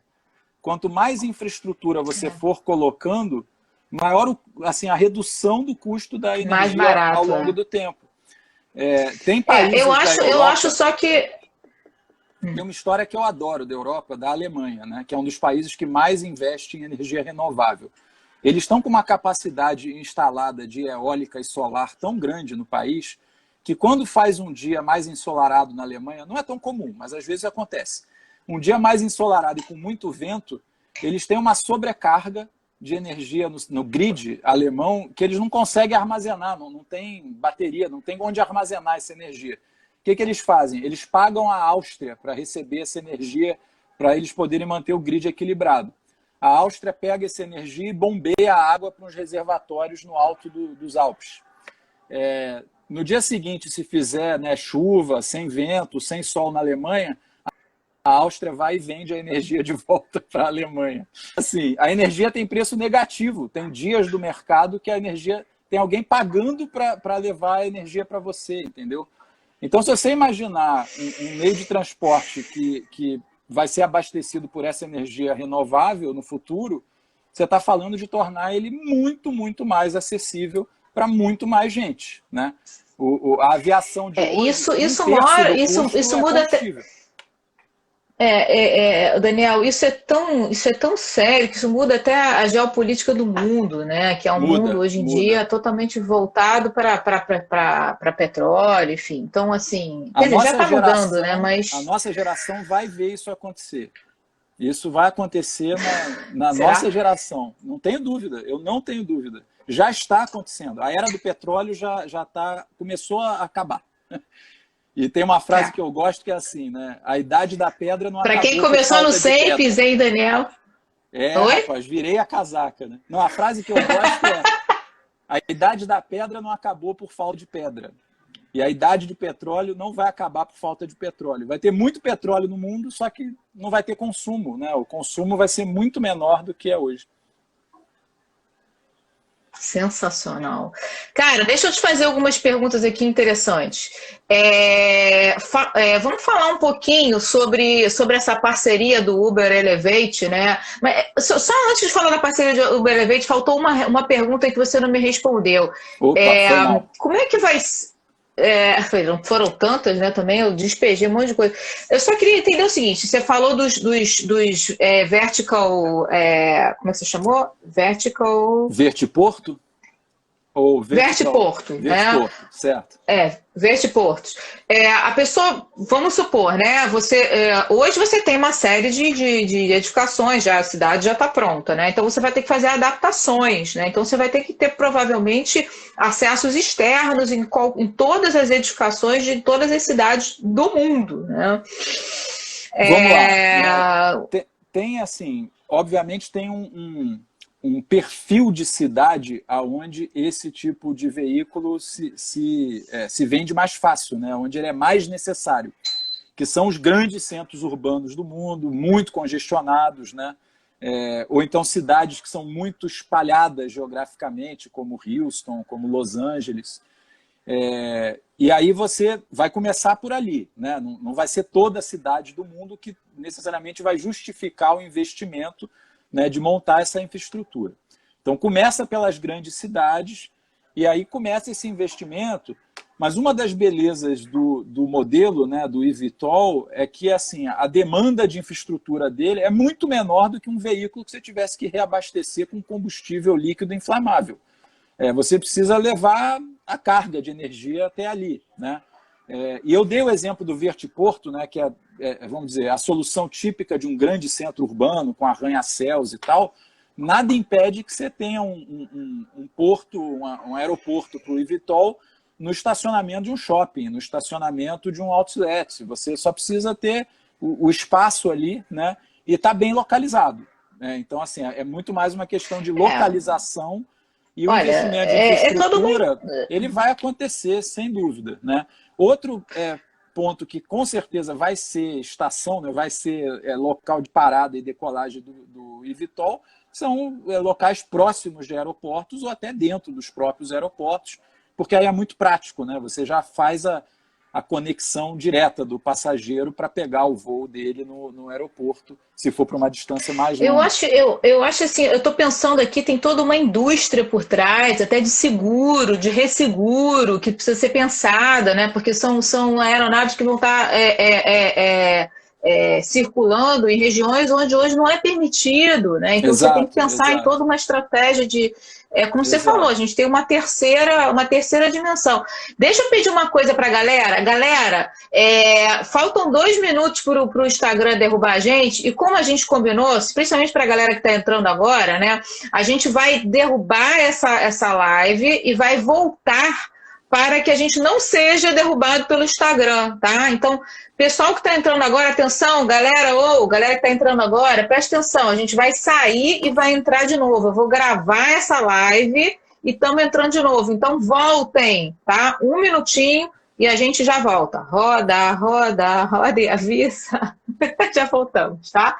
Fui! Até já! Até já! Olá, GPs! Boa noite novamente! Estamos voltando aqui depois dos nossos intervalos comerciais para a segunda parte da live de hoje, que está bombando com o Daniel Motidlover. Vamos esperar ele voltar aqui. Podem entrar, sejam muito bem-vindos! O negócio hoje está pegando fogo, porque daqui a pouco a gente está que nem os Jetsons viajando para cima e para baixo aqui. Entrem, bem-vindos. Vamos aguardar aqui o Daniel. Daniel, já voltei, Daniel. Deixa eu botar aqui para ele. Já voltei. Sim. Cadê você, Daniel? Eita, bem-vindos. Daniel tá voltando aqui. Ele já tá me mandando mensagem. Já pegaram o mate? Porque o negócio aqui tá rendendo. Gente, eu tô chocada com esse negócio de parceria com Uber. Isso, é só. Entra aqui, Daniel. Entra no Insta. Eu tô ao vivo. Agora sim, peraí, deixa eu chamar ele. Daniel. Esse negócio da gente estar chamando o aviãozinho pelo Uber, já pensou? Que doideira. Pronto! Daniel, a galera tá entrando, a galera tá voltando, todo mundo aqui, tá todo mundo desesperado, tá todo mundo doido com essa história de ficar chamando aviãozinho pelo Uber. Todo mundo querendo saber dessa história. Mas é sério que a gente vai ver isso na nossa geração ainda, Daniel? É sério isso? Ó, essa década, não vou prometer a gente vai atrás de você, hein? Não vou prometer o ano, mas assim, essa década com certeza absoluta, né? Tem empresas falando aí de 2025, 2026, a gente ainda não está dando uma data, mas é por agora. Não falta tanto assim, não. Entendi. É como você falou, vai haver variações, né? De repente a gente poder estacionar num estacionamento grande de um mall, alguma coisa assim, né? De um outlet, né? Principalmente nos Estados Unidos, que tem aqueles grandes estacionamentos. Gigantescos estacionamentos. Então, assim, para mim é um local propício aí para a gente montar, porque assim, a infraestrutura é relativamente, sim, é muito mais simples do que você montar, né, um aeroporto hoje. Você não tem o problema todo, como eu falei, de líquido inflamável, de bombeio, é outra natureza aí. Claro, tem que ter todos os seus cuidados, né, e proteções, precauções, mas é muito mais gerenciável. A gente acredita que vai ter muito interesse, né, em investir, e essa infraestrutura vai ser montada relativamente rápido. Agora olha só, cara, a galera falou que ia voltar e voltou uma galera aqui super bacana, que é a galera raiz, mas tem uma galera que não voltou ainda. Pessoal, cadê os aviãozinhos aqui? Pô, o Daniel falando um negócio da mais alta importância e a galera foi tomar um café e não voltou? Não, chama aí, manda aviãozinho de volta. Não, nada de comer, deixa a comida para todo mundo de dieta. Final de ano precisa ficar todo mundo light. Então vamos lá. A gente ia entrar no assunto do contrato lá do Uber Elevate. Como é que funciona esse negócio? Como é que vocês estão negociando isso? A ideia é que a gente realmente pegue o celular e chame o Uber? Conta essa história pra gente. Então, a Uber, ela teve um papel aí, né, super importante de lançar a ideia, né, e organizar o ecossistema. Então, assim, eles não assinaram contratos, né, de exclusividade, eles apenas promoveram um auê danado assim, no mercado. Né? Eles falaram, olha, isso aqui tem demanda. Né? E é verdade, eles têm os dados, eles sabem, né, quantas corridas de táxi são demandadas por cada grande centro urbano do mundo para fazer que tipo de trajeto, que distâncias. Então, do ponto de vista de Big Data, né, poucas empresas no mundo têm o acesso, né, ao conhecimento da demanda desse mercado como eles têm. E os modelos que eles montaram indicaram que, olha, se alguém conseguir trazer um veículo que se encaixe, né, mais ou menos nessa faixa de custo de operação, né, para transportar mais ou menos esse número de passageiros para uma distância típica desse, né, porte, numa velocidade aproximada, eles desenharam o que era necessário. E aí várias empresas se associaram, não no sentido de ter um contrato comercial, de compra, venda, mas assim, queremos participar da iniciativa, né? Queremos trocar dados, queremos trocar conhecimento. Isso é uma das coisas super legais da mentalidade lá do Vale do Silício e foi uma das razões de a gente ter criado a Embraer X, né? Antes mesmo de a gente saber quem vai ser o nosso cliente, para quem que a gente vai vender, quem vai operar o veículo, a gente não tinha resposta para nada disso, mas a gente entrou nessa parceria com a Uber em caráter não exclusivo, ou seja, eles estão conversando com outros fabricantes de veículo, nós estamos conversando com outras plataformas de transporte, mas a gente está, mesmo assim, né, colaborando e trocando conhecimento para tentar fazer esse futuro chegar mais cedo. É impossível concretizar esse futuro se cada empresa resolver fazer tudo sozinha. A única maneira é você juntar na mesma mesa a plataforma, né, tipo a Uber, o fabricante do veículo, o investidor do vertiporto, a companhia de distribuição de energia elétrica, autoridade de certificação, controle de tráfego aéreo, prefeito da cidade, porque a cidade vai ter que, né, topar. Sim. E dizer que quer. Então, isso que eu ia te falar. Quando eu comecei meu doutorado, né, que eu estava falando sobre a cidade do futuro, né, eu tive no Centro de Operações do Rio, que na época estava funcionando muito bem, né, inclusive ele era referência para o mundo, né, o Centro de Operações do Rio, lá na Cidade Nova. Nós fizemos um piloto, inclusive os dados da Uber eram utilizados, né, do Waze também, né, para uma série de informações para a mobilidade urbana lá dentro, né, para o Big Data, ainda é muito Exato. Referência, né? O problema é que, infelizmente, a gente sabe tem questões aí políticas, a operação dele ficou muito a desejar, né? Mas uma das questões, quando eu fiz um curso lá na University of Southern California, lá na Califórnia, uma das questões maiores da mobilidade urbana e que se chegou a repensar é você, muitas vezes, trazer as pessoas para morarem mais perto do trabalho justamente para evitar esse deslocamento, né? Mas quando você consegue ter um bom estudo, um bom Big Data, né, dos deslocamentos, você consegue melhorar de alguma forma a distribuição urbana para que você consiga melhorar, Exato. Né? Só que... Por isso que assim, o meio de transporte, né, a solução de mobilidade, ela tem uma relação muito bacana. Ela mexe com o planejamento da cidade. Dependendo de quais são as opções que você tem para se deslocar ao redor de uma grande cidade, né, a própria organização da cidade vai se transformando, né, em consequência. As pessoas não sabem, mas Los Angeles ela tem um dos piores trânsitos do mundo, se não o pior. Né? Na época que eu fui era considerado pior. Né? Até poucos anos atrás, a grande Los Angeles tinha mais veículos automotivos do que o Brasil inteiro. O meu cunhado mora lá, né? Então, assim, a gente foi já várias vezes para lá e assim, eu fiz esse curso lá em Downtown LA, a gente ficou lá, então a gente visitou a cidade com o pessoal da prefeitura lá, né? Então a gente pegou esses dados na mão, assim, era uma loucura aquilo, então eles tinham todo um estudo feito justamente tentando trazer as pessoas para morar lá. Agora, obviamente, com o trabalho virtual, a gente tem uma outra forma de pensar. Exato. Inclusive, uma outra coisa que eu ia te colocar como uma coisa também que talvez possa vir aí, talvez para entrar numa discussão de se isso não vai, de repente, atrasar um pouco os planos do teu projeto, né? Porque na verdade, as pessoas podem falar... É super interessante, né? E aí também é legal para eu desmistificar um pouco a história dos Jetsons, né? O eVTOL, pelo menos aí no primeiro, né, na entrada em serviço dele, os primeiros 10 anos aí de uso, que é o que a gente está planejando, como eu falei, a ideia não é cada pessoa ter o seu, né? Você vai compartilhar o eVTOL, né, com outros passageiros, ele vai te deixar muito mais perto de onde você quer ir, ou você vai sair de muito mais perto de onde você está, mas não é, como eu falei, um veículo que cada um vai ter o seu na sua garagem. E a outra coisa a gente não prevê que as pessoas vão fazer uso do eVTOL todo dia para ir e voltar do trabalho. Né?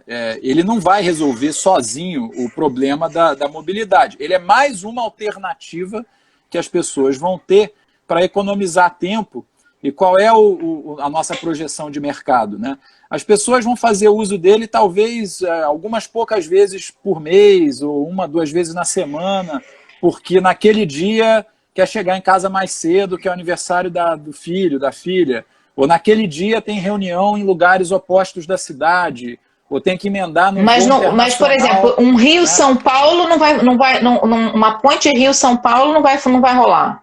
Não vai rolar porque a distância que ele vai cobrir, né, ideal é até 100 km, que é a limitação da tecnologia de bateria. Então, assim, é para você sair, como eu falei, do centro de São Paulo para Guarulhos, ou do centro do Rio para Barra Recreio. Né? E o seu vídeo, não sei quem é que congelou, se fui eu ou se foi você. Galera, quem congelou? Fui eu ou foi o Daniel? Agora o Daniel voltou para mim. Daniel? Vocês estão me vendo ou estão vendo o Daniel? Eu estou te vendo, Daniel. Devagar, mas estou vendo. Alguém escreve alguma coisa aí.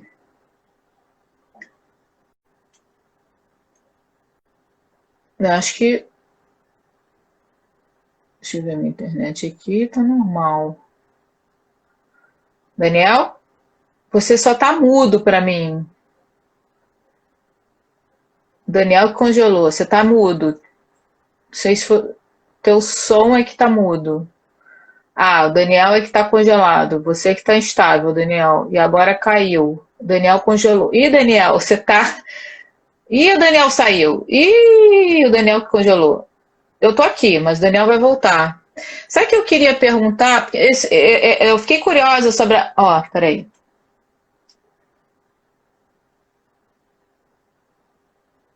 Eu fiquei curiosa sobre essa questão de Rio e São Paulo, né? Porque às vezes a gente mora numa cidade, ele falou, né, que a autonomia depende da bateria, né? 100 quilômetros. Estou de volta. Oi, Daniel, eu fiquei então, curiosa sobre essa questão. Terminar a minha resposta.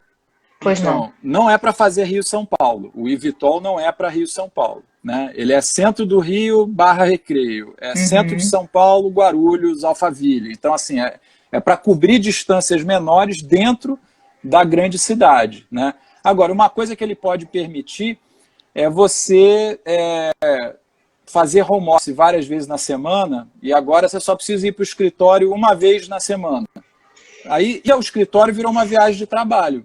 E aí você pode eventualmente usar o eVTOL para ficar mais perto do teu trabalho. Então você maximiza a sua qualidade de vida, escolhe morar num lugar mais bonito, mais afastado, que o preço do imóvel não é tão alto. Ó a galera aí do mercado. Mercado imobiliário, aquele dia galera. da semana que eu preciso ir para o escritório, aí nesse dia eu pego o eVTOL, entendeu? Vai morar em Itaipava. Tem esse mercado também. Ô, beleza. Aí, ó. Né? Bom vai exemplo. morar numa mansão em Búzios, né? E trabalha no centro do Rio de Janeiro, que tal? Né? E chega no Rio quando precisar. Né? Não quando precisa ser todo dia, porque agora você faz muita coisa home office. Então, Isso. assim, vai ter uma reconfiguração da demanda, não temos dúvida. Mas para que o modelo, né, econômico se sustente, não precisa que todo mundo queira usar o eVTOL todo dia. Basta que, né, um percentual pequeno de pessoas dos grandes centros do mundo queira usar algumas vezes por mês, e a gente já está falando de vários milhares e milhares e milhares de veículos por ano de demanda para essa indústria. Maravilha. Cara, deixa eu te fazer uma pergunta. E rotas de voo na cidade? Quem que define isso? Como é que funciona? Isso vai ser uma loucura, né? Porque assim como a Embraer, outros vão querer entrar nesse mercado também, né? Como é que... Ai. Isso é regulado, né? Você não pode fazer uso do espaço aéreo sem autorização. Isso em qualquer país civilizado do mundo. Então, a gente tem conversado bastante, né, com a Força Aérea Brasileira, que é um cliente nosso. Como eu falei mais cedo, a gente é o desenvolvedor do sistema, né, que faz hoje o controle de tráfego aéreo do Brasil, e a gente tem conversado muito com eles sobre o sistema que vai ser necessário para controlar o espaço aéreo acessado por drones pequenininhos, que é a mais baixa altitude. O Brasil é um dos países que está mais avançado no mundo nesse nível de certificação e legislação. Agora vai surgir uma coisa nova, que é o espaço acima de onde voam os drones e abaixo de onde estão os aviões. Esse é o espaço da mobilidade aérea urbana, e o que a gente está desenhando, né, a gente publicou um white paper, um documento chamado Flight Plan 2030. 2030, tá, eu vi. Disponível aí no site da Embraer X, né? E lá a gente explica, né, como é que a gente enxerga que vai ser feita a organização desse espaço aéreo. Está instável a tua internet. Daniel, né? Desculpe, a tua internet está instável, a gente não está te ouvindo bem. E falhou de novo? Deixa eu posso sair e voltar aqui para ver se melhora. Não, agora melhorou, tá ótimo agora. Tá ótimo. Então vamos lá, vamos seguir. Então é isso, a gente está propondo uma maneira de organizar a gestão do espaço aéreo, que vai ter em cada país do mundo, né, em cada região do mundo, vai ter uma autoridade, que normalmente é uma agência de governo, em alguns países do mundo é uma agência privada, que faz toda a regulação, né, para que você tenha autorização de decolagem, autorização de uso daquele espaço aéreo, e aí você definir quais são as rotas que o veículo pode seguir, né? Essas coisas todas são muito bem regulamentadas. Você não pode decolar e fazer o que você quiser. Você já decola com um plano de voo pré-estabelecido, e aí você vai na sua rota e tem uma autoridade monitorando o que está acontecendo, né, ao longo do tempo, porque pode ter imprevistos, né? Pode ter uma condição meteorológica, pode ter, sei lá, um problema qualquer naquela região da cidade, que eles vão pedir para você desviar a rota e fazer. Mas é um conjunto é uma regulação nova que está sendo criada, né? Porque é um espaço aéreo. Vai ter que se criar uma. Tudo é novo, né? Inclusive, assim, agora, o que é muito bacana. O que é muito bacana é que as autoridades estão interagindo com a indústria para desenhar juntas essa regulação nova, né? Normalmente a regulação ela é um gargalo. A gente avança com a tecnologia e fica travado porque não tem regulação ainda. Esse mercado da mobilidade aérea urbana ele é tão interessante para as cidades e para os países que as próprias autoridades estão procurando a gente para conversar e trocar ideias sobre esses white papers que a gente está publicando. A gente lançou um outro agora mais recente junto com a Autoridade de Controle de Tráfego Aéreo da Austrália, né, que quer ser um dos primeiros lugares do mundo a ter o tráfego aéreo urbano.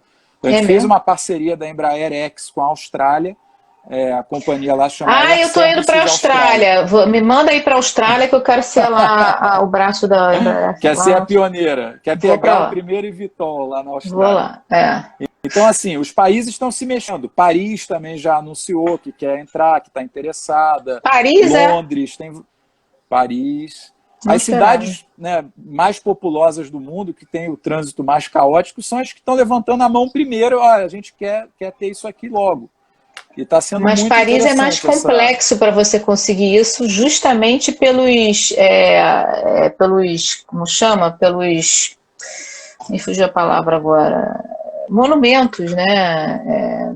Não sei como é que eles vão lidar com isso. Você tem que escolher bem, vai ser uma questão de real estate interessante. Complexo, lá escolher, né, eu, como engenheira civil, eu já vejo outras questões, né? Então, assim, é complexo ali, né? É isso aí. Obras você de tem que organizar arte. O fluxo de chegada ao vertiporto, né? Tem que ver isso tudo. É. Mas, de novo, é uma solução muito mais limpa, né? Muito mais clean do que um aeroporto. É um projeto sensacional, Daniel. Olha, que sonho de projeto. Mas vamos lá. Está muito empolgado também. Muito bacana. E aí tem uma pergunta com relação aos profissionais que vão operar, não só, vamos dizer assim, as primeiras aeronaves que talvez sejam tripuladas. Eu entendi que vocês vão fazer depois aeronaves não tripuladas, num futuro próximo, etc. Mas você tem aí que fazer um treinamento, porque são aeronaves que não existiam antes, né? Então, quem são esses pilotos? Vai ter que ter escola, treinamento para isso, né? Com certeza. Então, assim, tem todo, vamos dizer assim, qual o primeiro mercado de consumo? É o target inicial da Embraer? Ih, olha, a Thaís mandou bem aqui na pergunta. Qual o primeiro target de consumo de vocês? Então, não sei se ela está se referindo a local geográfico, né? Qual posicionamento de mercado. Mas se for geografia, é o mundo. Eu acho que deve ser. Conversando com a Austrália, Estados Unidos, Brasil, Europa, aonde tem uma cidade muito grande com problema de trânsito, é aí que a gente está indo em cima, né? E do ponto de vista de posicionamento, a gente quer ser fabricante do veículo e quer, inclusive, eventualmente participar da operação do veículo, né? Manutenção, naturalmente, já é nosso business, né? No nosso mercado atual, a gente quer trabalhar nisso também. Mas é uma nova linha que vai abrir espaço para zilhões de empresas, na verdade, né? Empresa de treinamento, empresa de seguro. É um mercado inteiro novo, né? Mercado novo. Você estava falando de treinamento de piloto, né? O piloto tem que ser treinado e certificado para poder ter autorização. Isso com certeza não muda. Segurança sempre em primeiro lugar, né? Agora, a gente está projetando o veículo para que ele seja muito intuitivo, né? A gente está está pensando na geração Y, quando a gente está projetando aí esse veículo. Cara, eu já tô vendo. Né? Um joystick. Olha, isso que eu já tô vendo o pai falando assim, filho, o que você vai querer de presente no seu aniversário? Ah, eu quero um eVTOL. Para ir para o curso de inglês. Começa pelo simulador do eVTOL. A gente já está fazendo voos simulados, né? A gente tem um simulador que os nossos pilotos profissionais já estão voando. Aí a gente trouxe piloto de helicóptero, piloto de avião e quem nunca foi piloto de nada, e estamos testando com todos esses públicos, né, como é que é a reação deles ao sistema que a gente bolou ali no stick, né, no Inceptor, né, que é o nome técnico correto, para controlar a posição do veículo, a altura, a velocidade. Então a gente está criando algo que seja muito intuitivo, que o treinamento seja assim, realmente muito simples, né, de você pegar a forma de operar o veículo, mas é claro que vai ter que ter certificação, tudo isso vai ser, não é qualquer um que vai ter autorização de sair voando, não. Isso aí a indústria, né, de transporte aéreo tem processos muito bem estabelecidos para garantir a segurança. Deixa eu te perguntar, aproveitando essa pergunta da Thaís sobre a questão de mercado, e o mercado, por exemplo, de delivery, né? Inclusive, a gente está vendo aí... a gente está vendo assim, por exemplo, tinha gente aí da parte de food and service, né, que estava aqui assistindo a live, né? Vai ter uma demanda gigante para isso, para transporte de carga. Ficou ruim tua internet, então, assim, Daniel. E agora? Melhorou? Oi? Não, melhorou tá ruim pouquinho? Tá ruim ainda. Meu sinal está oscilando aqui, então. Quer que eu saia e retorne?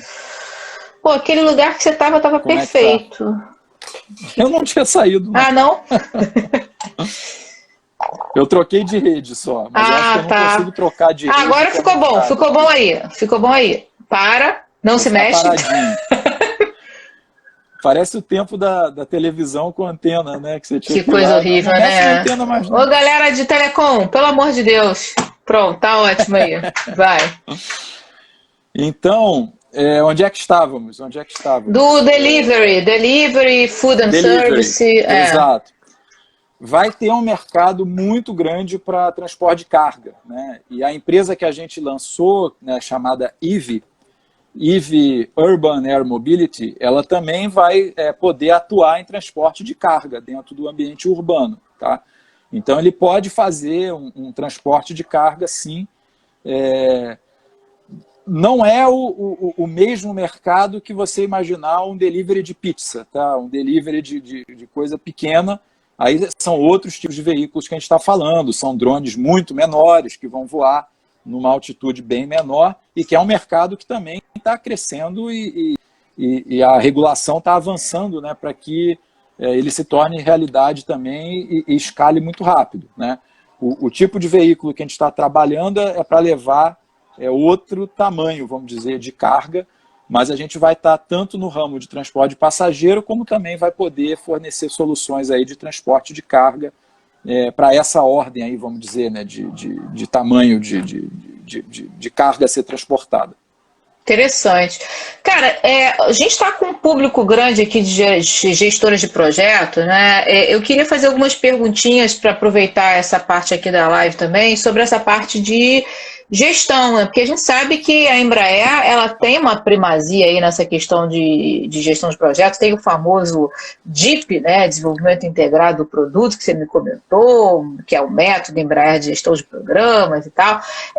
Então eu queria falar um pouquinho em termos de... Tem algumas perguntas que eu queria falar, né? Você já falou de sustentabilidade, que é um projeto que está buscando aí emissão zero de carbono, né? E isso é sensacional. Exato.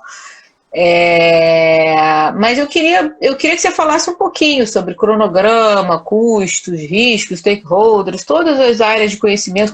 Como é que está o projeto em termos mesmo, né, de gestão? Como é que está o projeto EVE? Como é que está? Então, o projeto EVE, ele é super interessante, né, porque a gente também está usando esse projeto como um laboratório de novas técnicas, né, e novas maneiras de fazer desenvolvimento de produto, né? Quando a gente pensa no produto aeronáutico tradicional, convencional, como eu falei aí mais cedo, a Embraer já é o benchmark mundial. Nenhuma outra empresa consegue, né, entregar o produto certificado num ciclo tão curto como a Embraer consegue fazer. E a gente chegou nesse patamar, né, porque, primeiro, a gente aprendeu muito com os próprios erros, né? Então, foi uma sequência de produtos que a gente foi lançando no mercado, e a cada geração de produtos a gente foi incorporando todas as lições aí dos programas anteriores e foi fortalecendo, né, essa disciplina que a gente chama do DIP, né, que é desenvolvimento integrado de produto, que é você ter todos os stakeholders envolvidos desde a primeira etapa do desenho conceitual, né? Eu ainda estou discutindo qual é a missão que o veículo vai cumprir, qual é o ambiente operacional, eu ainda nem entrei no detalhe de com que esse veículo vai se parecer, e eu já estou discutindo com os stakeholders todos, o cliente que vai comprar o veículo, quem vai operar o veículo, quem vai dar manutenção no veículo, quem vai fabricar o veículo, né, quem vai montar. Então, todos esses stakeholders, eles participam do DIP, né? O DIP, a gente representa ele como uma flor que tem várias pétalas, né? O DIP está ali no centro e cada pétala é um stakeholder importante, área de compras, né, de suprimentos. Se faltar alguma pétala, a gente vai ter problema no futuro quando é muito mais caro de consertar ou de voltar atrás numa decisão tomada. Então, o desenvolvimento integrado é ele quem garante que todos os stakeholders importantes estão envolvidos desde o primeiro passo que a gente dá no caminho de criar esse produto novo. A outra coisa que a gente foi incorporando ao longo do tempo, né, na nossa metodologia é a teoria das restrições, né? Então, a gente tem uma disciplina muito forte da corrente crítica, né, e a gente passou a acompanhar toda a nossa gestão só um pouquinho. Em cima de Fever Chart. Quem foi meu aluno, olha o que a professora Black falou, quem foi meu aluno, corrente crítica, presta atenção aí, ó, isso não é só teoria não, olha a prática aí, pode falar, Daniel. Vai. A prática, a Embraer realmente foi aprender lá na fonte, né, do Eliyahu Goldratt, fomos lá aprender na fonte, né, tivemos a consultoria deles e apostamos muito, né, a nossa área de engenharia, de programas, apostou tudo na corrente crítica e hoje a gente acompanha todos os nossos desenvolvimentos, né, no Fever Chart, acompanhando o consumo de buffer. Não adianta saber o percentual de avanço físico, financeiro, é o buffer, né? Quanto que eu já consumi do buffer naquele estágio do desenvolvimento que eu estou para saber se eu tenho um problema ou não e dar tempo de reação. A gente precisa agir enquanto é tempo. E a Embraer, realmente, assim, eu tiro o chapéu, isso tudo é muito antes de eu chegar lá, já estava rodando, né, com maturidade, eu fiquei de queixo caído quando eu fui conhecer, né, a maneira como a Embraer fazia. E a outra coisa que entra nessa dança é o método ágil, né? Eu lembro quando eu fui visitar o Gemba, né, como a gente chama, né, onde as coisas acontecem lá no time de desenvolvimento do KC-390 Millennium, que é o maior avião já projetado e já fabricado no Brasil, né? É um cargueiro militar multimissão. Aí eu entrei lá e falei, caramba, projeto militar, né? Deve ser tudo aqui quadradinho, né? Vou olhar aqui e vou encontrar só. E, cara, eu encontrei um monte de time fazendo Scrum. Eu falei, como é que é? Tem um Scrum Master aqui dentro do Olha que doideira. Não, tem vários, e o projeto era feito em sprints de 2 semanas, e reunião em pé todo mundo de manhã para ver as entregas do dia e da semana, e quem é o Product Owner, quem é o Scrum Master. Então, assim, em cada nível da gestão, a Embraer foi trazendo a metodologia e a ferramenta que fazia mais sentido para, né, a execução e acompanhamento daquele nível, e no fim você integrava isso tudo com, obviamente, a metodologia PMI. Então, assim, as coisas não competiam uma contra a outra, né? Elas eram e são, né, aplicadas cada uma no seu objetivo. Esse era o ponto de partida que a Embraer X tinha. Só que a Embraer X foi criada com o desafio de ainda fazer algo mais disruptivo do que isso. Daniel, eu vou te chamar para falar nas minhas aulas de corrente crítica. Eu vou te chamar. Vou. Ou então vou mostrar esse trecho aqui do... Legal. Vou cortar esse trecho aqui da live e vou mostrar para os meus alunos. Vai. E o que é o DIP, então?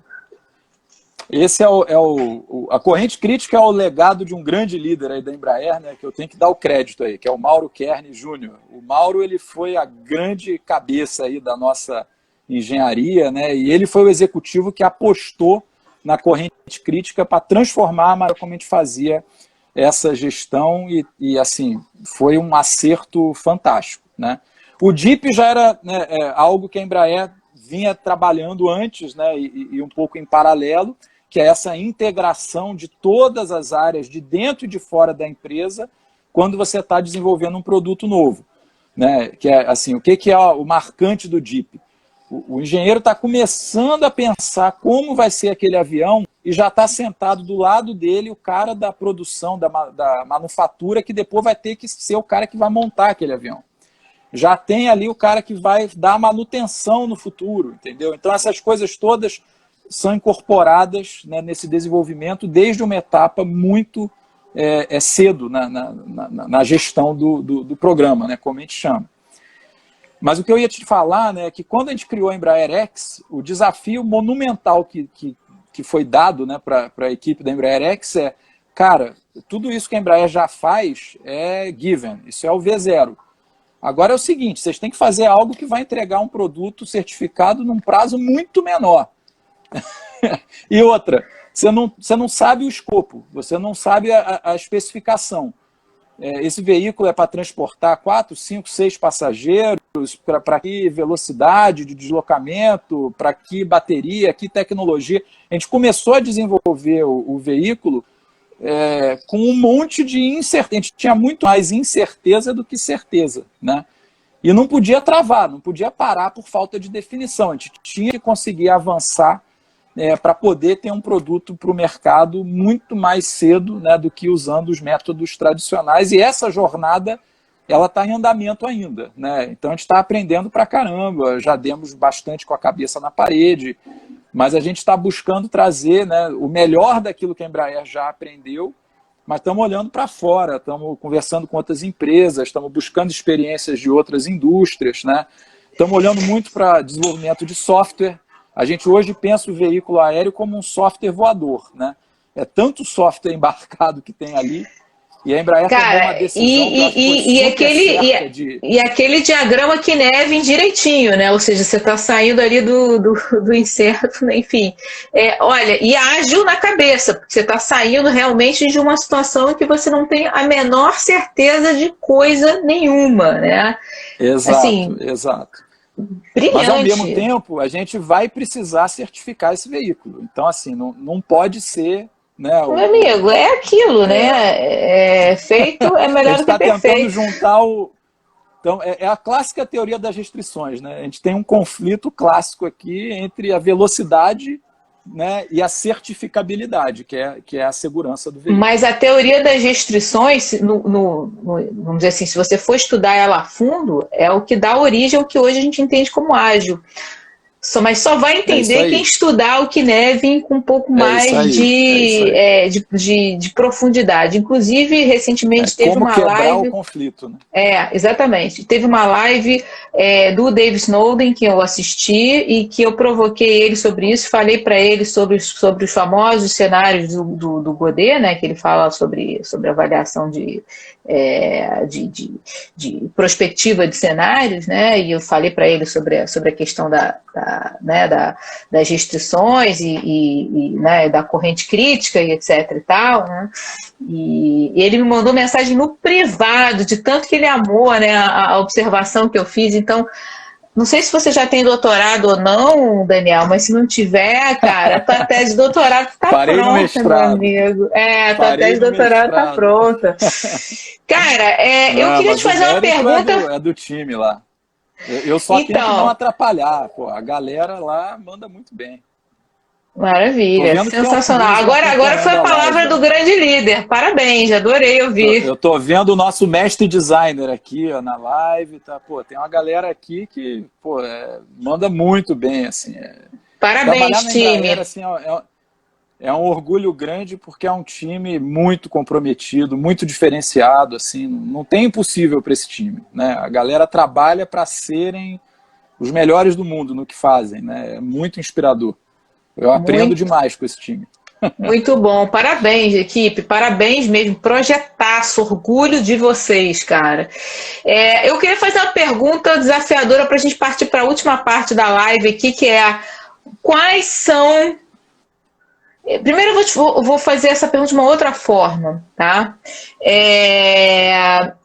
Eu gosto de fazer dessa maneira, tá? Se um ET aparecesse agora no projeto, o que ele ia achar de mais estranho no projeto de vocês? De mais estranho no De mais nosso estranho. projeto? Ela falar assim, que viagem, cara.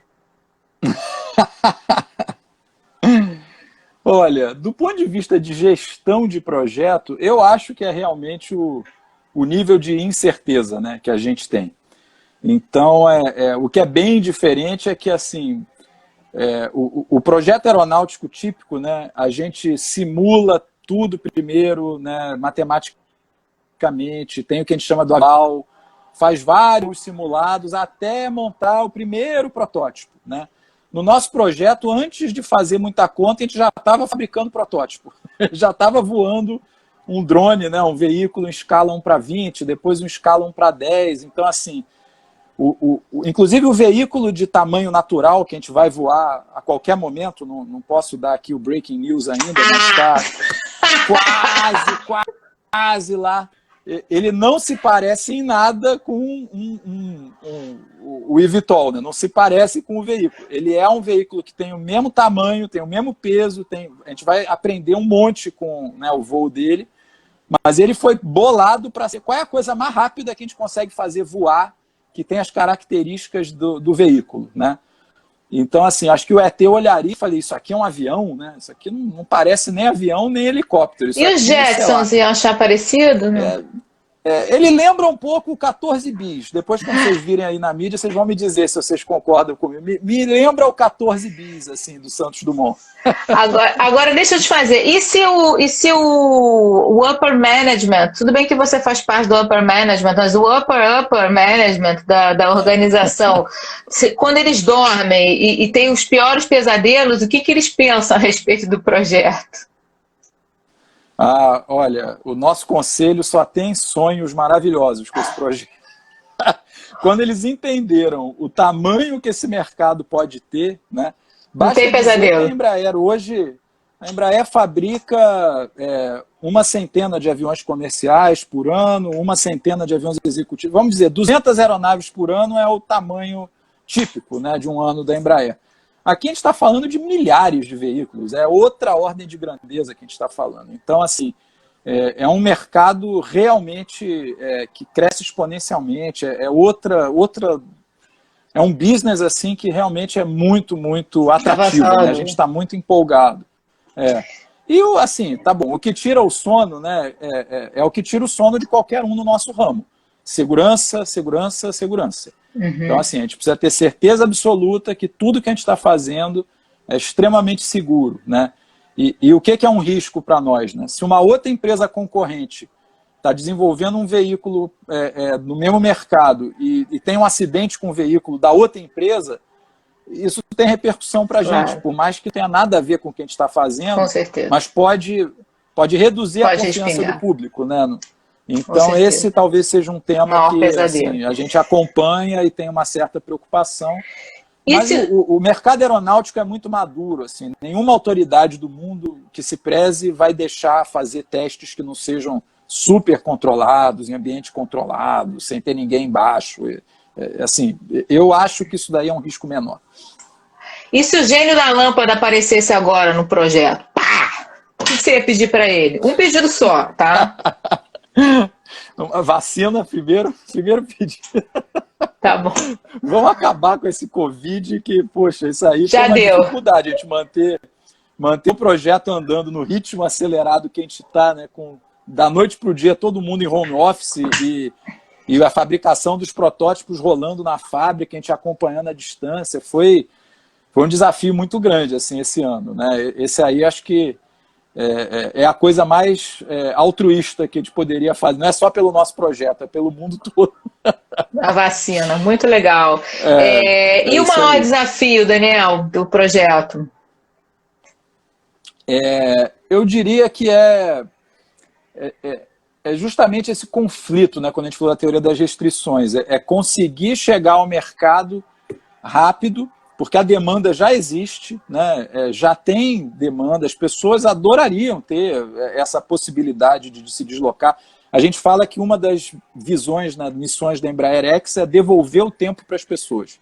A gente quer devolver o tempo para as pessoas, o tempo que você perde improdutivo, né, parado no trânsito, a gente quer dar esse tempo de volta. Então, assim, tempo para nós é uma variável importante. A gente gostaria muito de acelerar a entrada em serviço aí do nosso eVTOL, mas, óbvio, né, o mais rápido que a gente possa fazer garantindo a segurança. Lembrando que devolver o tempo é uma coisa meio complexa, né? A gente precisa conversar com Einstein, né, para ver se a teoria da relatividade muda, aí vai né? Devolver tempo para as pessoas. Enfim. Olha, a gente tem estatísticas assustadoras do número de horas que as pessoas perdem de vida no trânsito, né? Você vai ganhar esse tempo de vida de volta. Não, isso são ok. Horas aí por economizar, né? Mas, enfim. Mas vamos lá, tem uma pergunta aqui antes da gente ir para a parte final. Daniel, na linha de produção do Embraer eVolt, quantos eVolts poderiam ser produzidos por dia? eVTOL. Perdão, eVTOL. É isso aí. Por ano, a gente vai estar falando, no começo da operação, algumas centenas, tá? Porque o mercado vai ter um ramp-up, né? Então, a gente começa fabricando algumas centenas de unidades por ano e alguns anos após aí a entrada em serviço, a gente vai ter que expandir essa capacidade para chegar em alguns milhares por ano. Essa é a previsão que a gente tem. Entendi. Mas por mês seriam quantos na linha de produção que ele perguntou? Por mês a gente faz a conta aí, né? Se eu fizer talvez 20 por mês, alguma coisa dessa natureza, 30 por mês no comecinho, e depois eu vou ter que chegar a mais de 100 por mês, 200 por mês. Então, a gente ainda está estudando essa estratégia industrial, né? Se vai ser uma grande fábrica, se vão ser várias linhas de montagem. A gente está vendo o que vai ser o mais eficiente ainda. Certo. Tem uma pergunta que eu não entendi aqui, como piloto e Lidos. Não entendi. Bom, dicas. Tem dicas, Daniel, para a galera que está aí nos ouvindo? O que você quer deixar de dicas aí para o pessoal que está aí nessa vibe de gestão de projetos? Então, vou aproveitar o ensejo aqui na minha primeira dica para botar meu chapéu aqui de presidente do Conselho Consultivo do PMI Rio, né? E convidar a galera que está aqui ouvindo e que gosta, né, de gestão de projetos, que se interessou pelos tópicos que a gente falou, seja afiliado aí do PMI Rio, seja voluntário, né? É muito bacana fazer parte desse networking, tem uma troca muito rica, né? E a gente está precisando de muito apoio aí, tanto de voluntários como de associados. Então, em meu nome aí do Luiz Henrique, né, que é o atual presidente do chapter, do Barcauí, que é meu colega aí de conselho, né, e de outros, convidar o pessoal a participar ativamente aí dessa comunidade, que é uma coisa muito bacana, né, de fazer parte, né, do PMI, é essa troca de conhecimento, troca de experiência, troca de cases, benchmarks, e sempre com essa pegada prática, né? Você vê como que as empresas, como que as pessoas estão realmente aplicando os conceitos, aonde que estão as dificuldades a superar. Então, assim, fazer parte desse networking é algo que acrescenta muito, acrescenta demais, tanto para o profissional como para a empresa, né, que ele tem ou para a qual ele trabalha. Então, essa é uma dica, né? Reforçando, outra dica, antes de ir para a próxima dica, só reforçando o que o Daniel acabou de falar, isso é uma coisa que eu falo sempre, que o Daniel acabou de falar para todos os meus alunos. Quando eu estou dando o Barcauê é nosso coordenador da Fundação Getúlio Vargas, né, em gestão de projetos, então eu sou professora, dou aula para ele em várias turmas, tem vários alunos nossos aqui, e eu falo isso sempre quando os alunos me perguntam: professora, eu quero entrar para essa área de gestão de projetos, eu não sei nem por onde eu começo. Comece sendo voluntário do PMI. Se não for do Rio, se você não for do Rio, se for de outro chapter, procure o seu chapter, porque é a única forma que você tem de aparecer para a comunidade de gestão de projetos. Porque ninguém vai chegar na tua casa e vai te buscar assim, vem cá comigo que você vai ser meu gerente. Não, não é assim que acontece, né? Alguém tem que te conhecer, né? E a única forma que você tem de conhecer é, escuta, bate ali na porta e fala assim, pô, posso participar de um projeto aí, né? Se oferece. E é assim que a gente aprende. E daqui a pouco alguém vai te chamar, porque aí você vai ficar conhecido. É isso que o Daniel está falando, né? E obviamente que os softwares estão precisando, da mesma forma que as empresas entraram em crise esse ano, os chapters também entraram em crise. O Daniel aí, como representante aí do Conselho Consultivo, ele é presidente do Conselho Consultivo do Rio de Janeiro, que é a mais chapter do Rio de Janeiro, ele está defendendo a bandeira do Rio de Janeiro. Mas a gente tem gente aqui, Daniel, do Brasil todo. Do Brasil todo. É, isso aí. Vale para todos os chapters. Vale para todos os chapters. Vamos lá. Outras dicas. Outras dicas, né, é se manter sempre estudando, né, se atualizando com os métodos. Então, a gente falou aqui um pouco da corrente crítica, falou de método ágil, né, o PMI tem lançado bastante material novo aí sobre isso, e é super importante se manter atualizado, né, e nunca pare de estudar. Complementando isso que o Daniel falou... Cada dia você sabe menos. Proporcionalmente, tem mais conhecimento sendo produzido por dia do que você humanamente consegue absorver. Então, no mundo que a gente vive hoje, não pare de aprender nunca. Tem que estar sempre correndo atrás e se especializando, praticando, estudando, lendo. Isso é outra dica que eu deixaria aqui para todo mundo. Esse ano, no final do ano passado, o PMI adquiriu o Disciplina Agile, né? Esse ano, assim, nós tivemos os primeiros 100, 200 certificados em Disciplina Agile no Brasil, eu estou entre eles, tá? Então, assim, tô na tua frente, hein, Daniel? Você tem que se certificar também. Aí, tá vendo? Então, estou dizendo isso para vocês porque eu acho que isso é um negócio que vai explodir, assim como a certificação PMP também explodiu. Então, se você quer entrar para esse mercado, corre atrás, porque, como ele falou, quanto mais você estuda, quanto mais você corre atrás, mais você descobre que você tem um monte de coisa para aprender, né? Então, uma segunda dica aí, muito bem colocada pelo Daniel. O que mais, Daniel? Próximo. Terceira dica que a gente tem visto muito aqui na vida da Embraer X, né, e da IVE, que é a empresa que a gente lançou. Né, você tem que se acostumar a trabalhar num ambiente de incerteza. Né, não adianta ficar adiando as decisões até ter certeza de tudo, porque esse dia não vai chegar. E cada vez mais, em diferentes ramos aí de atuação, as coisas acontecem numa velocidade tão grande, né, e são tão incertas que a gente precisa se preparar. Isso para os engenheiros, às vezes, é um desafio grande. Mas se habituar a tomar as decisões, né, num ambiente de alta incerteza. Né?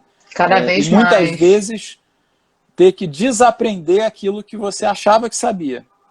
Né? E essa é uma das minhas frases favoritas aí da sabedoria Jedi, do mestre Yoda, 900 anos de sabedoria Jedi, quando ele fala, you must unlearn what you have learned. Então, você precisa desaprender o que você já aprendeu. Você vai estar não só aprendendo o tempo todo, mas desaprendendo algumas coisas, o que não é tão fácil para o ser humano, mas a gente precisa se desafiar a fazer isso. Você sabe que eu vi recentemente um vídeo no YouTube que eu acho que todo mundo deveria ver, que o cara, ele mudou a mecânica da bicicleta para que o guidão ele mudasse de... Daniel, tá me ouvindo? Para que o guidão mudasse de posição. Tô ouvindo, e quando ele virava para a direita, a bicicleta virava para a esquerda. E quando a bicicleta virava para a esquerda, enfim, o pneu virava para a direita, né? E aí ele fez uma experiência, ele ficou meses para conseguir aprender como é que fazia. O filho dele aprendeu em 3 dias, ele ficou meses para conseguir. E depois que ele aprendeu a dirigir a bicicleta ao contrário, ele não conseguiu depois voltar não consegue, a dirigir do jeito que era antes, né? Então, assim, isso que você falou é impressionante. Aprender a desaprender é primordial para a gente conseguir evoluir. Muito bem. Vamos partir para a nossa fase final aqui da nossa entrevista de hoje. Daniel, primeiramente eu queria te agradecer aí pela assim, brilhante entrevista, talvez uma das melhores entrevistas que a gente teve aqui durante esse ano inteiro de 2020. Obrigado. É um projetaço. Quem não pôde assistir essa entrevista inteira... Bondade sua. É porque a amiga da Daniela está me protegendo. Não é não. Primeiro assim, a tua gentileza de nos ceder aí, porque foram 2 horas praticamente de live, né? Quem não pôde assistir, assista depois no YouTube. Foi sensacional. A tua gentileza de nos ouvir, de responder as perguntas. Quem tiver pergunta, depois manda para o Daniel, né? Os contatos dele, depois ele pode disponibilizar aqui para a gente. O teu Instagram qual é, podem Daniel? Me achar aí o meu Instagram é o meu sobrenome, dificílimo, né? MOCZYDLOWER. É só lembrar que é igual o da Daniela, trocando IJ por Y. Aí agora ficou e tá no flyer da live, arroba e o sobrenome dele. Manda lá pro direct. Pode deixar no LinkedIn. No LinkedIn também eu tô lá, Daniel Monteglória, Daniel Embraer X, vocês vão me achar lá. Manda para ele. E assim, realmente, sem palavras para esse projeto que vocês estão tocando, equipe do Daniel, Embraer X, Projeto IVE, vocês estão todos de parabéns. Eu estou maravilhada, obrigado. Assim, realmente babando aqui. Vou lá trabalhar com vocês nesse projeto, ser voluntário. Enfim, e queria te dar a palavra aí, né, para o momento final aí, para você deixar uma frase, uma mensagem final aí para a galera. É isso. O que você pode dizer para a gente, legal. Daniel? Não, obrigado aí pela oportunidade, foi bem gostoso aqui participar do papo. Minha primeira live no Instagram, então estou aprendendo uma coisa nova aqui. Acho que eu me saí razoável, me enrolei um pouquinho para entrar. Mas espero que tenham gostado, obrigado quem ficou aí conosco assistindo, né? E para usar uma outra pérola aqui da sabedoria Jedi, né? Quem me conhece, né? Eu tenho alguns amigos meus aqui na live, sabem que eu sou mais do que fã, né, de Star Wars. Eu considero quase a minha religião, a religião Jedi. Então eu sempre uso imagens, cenas e situações do filme para exemplificar as coisas e para conversar com a equipe. E tem uma frase que eu usei outro dia durante uma discussão, né, no trabalho, que quando a pessoa que estava lá ouviu, falou: nossa, mas isso aí parece que veio do mindfulness. De onde que veio esse... Eu falei, olha, isso é uma frase do grande mestre Qui-Gon Jinn, quando ele estava educando o padawan dele, Obi-Wan Kenobi. E a frase é a seguinte, né? Be mindful of the future, but keep your concentration here and now, where it belongs. Então, assim, be mindful of the future, but not on the expense of the moment. Ela é mais elegante um pouquinho. Be mindful of the future, but not on the expense of the moment. You must keep your concentration here and now, where it belongs. Então, isso aí, assim, nesse mundo baratinado que a gente vive, né, bombardeado de informação o tempo todo e tanta coisa urgente para resolver, é fácil a gente se perder entre tudo aquilo que a gente tem que fazer, ou que a gente quer fazer, ou onde que a gente quer estar. Você não pode deixar isso interferir com fazer bem feito aquilo que você está fazendo naquele momento. Então, mantenha o foco, né, naquilo que é a tua missão do presente, faça bem feito e coisas boas virão com certeza, né? Então, essa é outra pérola da sabedoria Jedi que eu deixo aqui para a turma que está assistindo. Cara, sensacional. Quero dizer que, mais uma vez, foi brilhante. Muito obrigada pela sua generosidade. Excelente, a gente fechou aqui o Dose Dupla com chave de ouro. Dizer que, olha, você vai ser sempre bem-vindo quando você quiser, Daniel. Volte sempre, tá? Foi um prazer, sensacional. Pessoal, essa live, as duas partes da live vão ficar disponíveis aqui no Instagram, vão ficar disponíveis também no YouTube. Depois eu vou mandar para o Daniel para ele poder disponibilizar onde ele quiser também. O Dose Dupla de 2020 se encerra aqui hoje. Eu vou ficar com saudade também de vocês, tá? Mas a gente volta ano que vem. Eu não sei se eu vou conseguir seguir nesse ritmo semanal, porque realmente as coisas estão bombando, mas eu prometo que pelo menos, sei lá, quinzenalmente a gente volta, tá? E assim, sempre com temas desse tipo aí do Daniel, que são maravilhosos, né? Projetos incríveis, que a gente vai estar trazendo, oficinas também, aí vão vir umas novidades aí bem legais para a gente levar os temas, tá bom? Quem que é Moxie Lover Priscila? Tua filha? Minha esposa. Ah, tua esposa, pensei que fosse tua filha. Bem-vinda, Priscila!